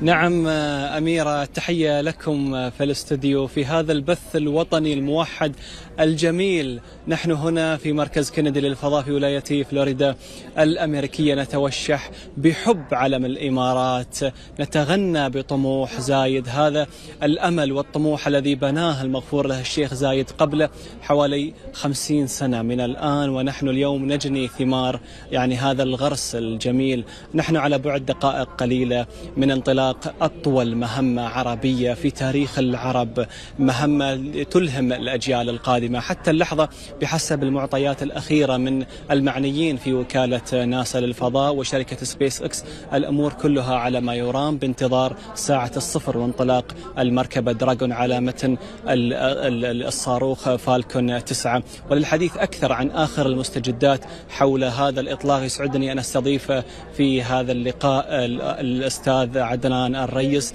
مدير مهمة طموح زايد ضمن برنامج الإمارات لرواد الفضاء. أخوي عدنان، يعني دقائق قليلة تفصلنا عن انطلاق صاروخ فالكون 9 رواد الفضاء باتجاه محطة الفضاء الدولية في مهمة تمتد ل 180 يوم. حدثنا عن آخر التحضيرات والتجهيزات قبل الانطلاق. نعم، نحن الحمد لله الآن في مرحلة متقدمة من الاستعدادات والتجهيزات لإطلاق إن شاء الله الكرو 6 طاقم رقم 6 إن شاء الله لمحطة الفضاء الدولية. انتقلوا طاقم الكرو 6 إلى الكبسولة دراغون. تم التأكد من جاهزية الكبسولة الإطلاق وأيضا صاروخ الإطلاق، وأيضا التأكد من جميع أنظمة اتصالات ما بين الطاقم وأيضا الأنظمة الأرضية. الآن يتم ملء المرحلة الأولى من صاروخ الإطلاق، و15 دقيقة قبل الإطلاق راح يتم ملء المرحلة الثانية من الصاروخ بالوقود. بعد الانتهاء من ملء الصاروخ بالوقود راح نبدأ العد التنازلي إن شاء الله للإطلاق في تمام الساعة 9:34 صباحا بتوقيت دولة الإمارات العربية المتحدة. يعني أنظمة حساسة جدا، عمليات دقيقة، عمليات حسابية دقيقة. بعد الإطلاق الساعة 9:34 بعد الإطلاق مباشرة، لو تحدثنا عن السيناريو المتوقع. نعم، من الآن إلى الإطلاق مثل ما ذكرنا بعد التأكد راح تبتدي عملية الإطلاق، راح يبدأ العد التنازلي. أحب أذكر نقطة أن حتى 45 ثانية قبل الإطلاق هناك القرار النهائي هل راح نطلق أو لا، بعد ما نتأكد من جاهزية جميع الأنظمة. بعد ذلك راح يكون إن شاء الله الإطلاق. بعد 2:34 ثانية راح تنفصل المرحلة الأولى من صاروخ فالكون. بعد ذلك ب6 دقائق وتقريبا 30 ثانية راح تنفصل المرحلة الثانية، وراح يصلون إن شاء الله إلى المدار تقريبا على ارتفاع 200 كيلومتر بعد 12 دقيقة من عملية الإطلاق. وهنا إن شاء الله راح يكون تواصل مع رواد الفضاء وهم في المدار، وإن شاء الله في مسارهم إلى محطة الفضاء الدولية. راح يستمرون لمدة تقريبا 24 ساعة يوم كامل في أكثر من مدار حول الأرض لتتبع محطة الفضاء الدولية. بعد ذلك الالتحام بنجاح بإذن الله. بإذن الله نتمنى كل التوفيق لرواد الفضاء في هذه المهمة. شكرا جزيلا لك عدنان الريس، مدير مهمة طموح زايد، نتمنى لكم كل التوفيق. شكرا جزيلا لك. إذا يعني كما استمعتم لهذا الحديث من مدير مهمة طموح زايد ضمن برنامج الإمارات لرواد الفضاء، يعني لحظات قليلة أو دقائق قليلة من الآن وتنطلق هذه المهمة بإذن الله. حتى اللحظة كل المعطيات كل المؤشرات تبشر بخير، سيكون الانطلاق بإذن الله على موعده. يعني خلال هذه الدقائق قليلة أيضا سنستضيف مجموعة من المسؤولين والضيوف لتتبع يعني حالة رواد الفضاء، وبالأخص حالة رائد الفضاء الإماراتي سلطان النيادي. الآن أعود بالكلمة إليكم في استديو يعني هذا البث الموحد، وبعد قليل سنعود مرة أخرى للقاء آخر مع سعادة سالم المري مدير عام مركز محمد براش للفضاء. نعود الآن بالكلمة إلى الاستديو. شكرا الزميل محمد الكعبي من مركز كينيدي للفضاء، وأيضا الشكر موصول لضيفك، ونحن بانتظار انطلاق هذا الصاروخ وهو يتجه إلى محطة الفضاء الدولية. نعم، وكما نرى يعني محمد اللحظات الأخيرة وللثواني الأخيرة يتم التأكد من جاهزية جميع الأنظمة التي ستقوم بإطلاق هذا الصاروخ، صاروخ فالكون 9. وكما نشاهد الآن الكبسولة دراغون التي ستحمل رواد الفضاء الأربعة إلى محطة الفضاء الدولية. طبعا المركبة حاليا مثل ما تشاهدونها، طبعا المركبة قادرة على حمل ما يصل إلى 7 ركاب، وأيضا إلى المدار الأرض وما بعده. وفي نفس الوقت الدراغون هي المركبة الفضائية يعني الوحيدة التي تطير حاليا والقادرة على إعادة حمولة إلى الأرض تصل إلى 3000 كيلو جرام. كم هو جميل هذا ما وصل إليه العلوم بكل ما فيه، أن نصل إلى الفضاء ونرجع من خلال مركبة معينة نفس مركبة دراغون. هذه المركبة التي يبلغ ارتفاعها 8.1 متر وقطرها 4 متر، بينما يبلغ حجم الكبسولة من الداخل 9.3 متر مكعب، ويبلغ حجم صندوق الأمتعة في كبسولة دراغون 37 متر مكعب. هل كان يحلم الإنسان في الماضي قبل آلاف السنين أن يصل إلى النجوم والفضاء؟ إلى كل من انضم إلينا في هذه اللحظات، أنتم يعني تتابعون معنا على الهواء تغطية انطلاق أول رائد فضاء عربي في أول مهمة عربية طويلة إلى محطة الفضاء الدولية، والتي تأتيكم من مؤسسة دبي للإعلام في بث مشترك مع أبو ظبي للإعلام وتلفزيون الشارقة. نعم محمد، الرحلة إلى محطة الفضاء الدولية تستمر نحو 24 ساعة، بحيث يتوقع وصول المركبة دراغون والتحامها بالمحطة غدا الساعة 10:17 صباحا بتوقيت الإمارات. نعم، كيف يحدث انطلاق الصاروخ فالكون 9 وكيف تنفصل المركبة دراغون عنه، ثم كيف تدخل مسارها وتصل إلى محطة الفضاء الدولية؟ نتابع هذا الشرح مع فيصل سي صابر.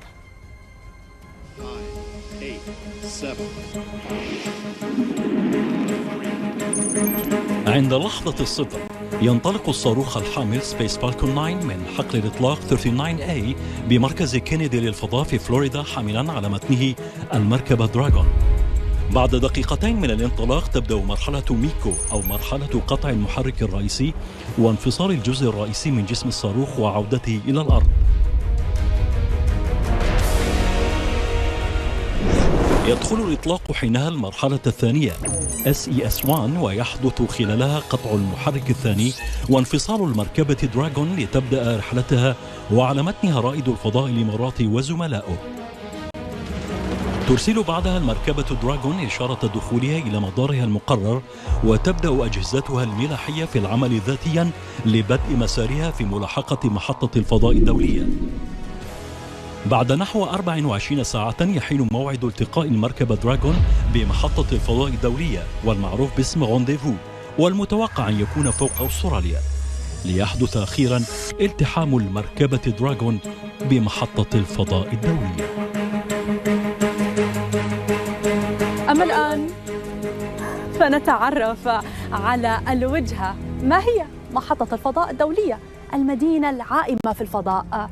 هي بمثابة قمر صناعي ضخم يسبح حول الأرض، وبيت لرواد الفضاء الذين يتبادلون في بعثات خاصة كل 6 أشهر. نتعرف عليه أكثر مع جنار جردلي بتقنية الواقع الافتراضي. عند اللحظة الصفر ينطلق الصاروخ فالكون 9 التابع لشركة سبيس اكس من حقل الإطلاق بمركز جون كينيدي، حاملا على متنه المركبة كرو دراغون إلى محطة الفضاء الدولية في مهمة كرو 6 المأهولة، التي تحمل بداخلها 4 رواد فضاء بينهم رائد الفضاء الإماراتي.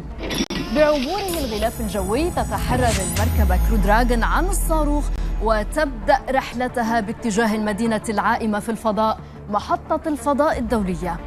تعرف محطة الفضاء الدولية اختصاراً بISS، مدينة تدور حول الأرض، تم بناؤها سنة 1998 بموجب تعاون دولي بقيادة الولايات المتحدة وروسيا وتمويل من كندا واليابان و10 دول أوروبية، وبلغت تكلفتها 150 مليار دولار. تدور المحطة على ارتفاع يتراوح ما بين 370 و 460 كيلومتر فوق سطح الأرض، بسرعة 28 ألف كيلومتر في الساعة، أي حوالي 7.66 كيلومتر في الثانية الواحدة، حيث تكمل دورة واحدة كل 90 دقيقة، بينما تكمل نحو 16 دورة حول الأرض في اليوم. يبلغ وزن المحطة الدولية للفضاء 500 ألف كيلوغرام ومساحتها نصف هكتار، حيث يبلغ طول المحطة حوالي 109 متر وعرضها 72.8 متر، ما يوازي مساحة ملعب كرة قدم كبير، وتتكون من جسم رئيسي وألواح شمسية تمدها بالطاقة. وتمتد هذه الألواح الشمسية على مساحة واسعة تزيد على نصف مساحة ملعب كرة القدم. تتسع لطاقم من 6 رواد فضاء وتستمر إقامتهم 6 أشهر. تتكون المحطة من الداخل من ممرات وغرف متناهية الصغر، ويوجد داخلها على الأقل 4 مختبرات لإجراء البحوث والتجارب. تحتاج المحطة لأعمال صيانة دورية بشكل يومي وأسبوعي من الداخل كما من الخارج، حيث يخرج رواد الفضاء في بدلات فضائية لإجراء أعمال الصيانة. تستمد محطة الفضاء الدولية الأكسجين من خلال عملية تحليل كهربائي تسمى إلكترولايسيس، تقوم على استخدام التيار الكهربائي المتولد من الألواح الشمسية للمحطة لتقسيم جزيئات الماء إلى هيدروجين وغاز الأكسجين، ومن ثم الحصول على الهواء. تم إنشاء المحطة لتعمل لمدة 15 عاما، ولكن تم تمديد العمل بها إلى 2024 فقط، حيث تعتزم ناسا تحويل تركيزها إلى دعم المهمات المأهولة إلى القمر والمريخ خلال العقود القادمة. إذن فالكون 9 صاروخ من مرحلتين قابل لإعادة الاستخدام، تم تصميمه وتصنيعه بواسطة سبيس اكس من أجل النقل الموثوق والآمن للأشخاص والحمولات إلى مدار الأرض وما بعدها. فالكون 9 هو أول صاروخ قابل لإعادة الاستخدام من الدرجة المدارية في العالم، وأيضا تسمح قابلية إعادة الاستخدام إلى سبيس إكس بتعديل أغلى أجزاء الصاروخ مثل ما نشاهد معكم، وما يؤدي بدوره إلى خفض تكلفة الوصول إلى الفضاء. نعم محمد، كما نرى يبلغ ارتفاع صاروخ فالكون 9 70 متر وقطره 3.7 متر، وتصل حمولته إلى 22,800 كيلو جرام. إنجاز علمي. نعم، دقائق تفصلنا عن لحظة الصفر وانطلاق الصاروخ فالكون 9 حاملا على متنه المركبة دراغون التي تقل رائد الفضاء الإماراتي سلطان النيادي وزملائه طاقم كرو 6 إلى محطة الفضاء الدولية.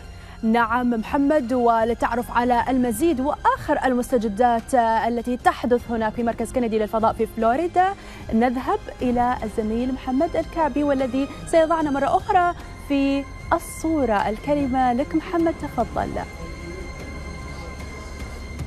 نعم، شكرا أميرة، شكرا محمد. مرة أخرى من مركز كينيدي للفضاء، يعني دقائق قليلة من الآن وبإذن الله تنطلق المركبة دراغون على متن الصاروخ فالكون 9. معي في هذه اللحظات سعادة سالم المري مدير عام مركز محمد بن راشد للفضاء، كان من أواخر يعني من تحدث مع رائد الفضاء الإماراتي في ما يسمى بالكرو ووك أوت. يعني سعادتك شكرا لك على وجودك معنا في هذه المقابلة.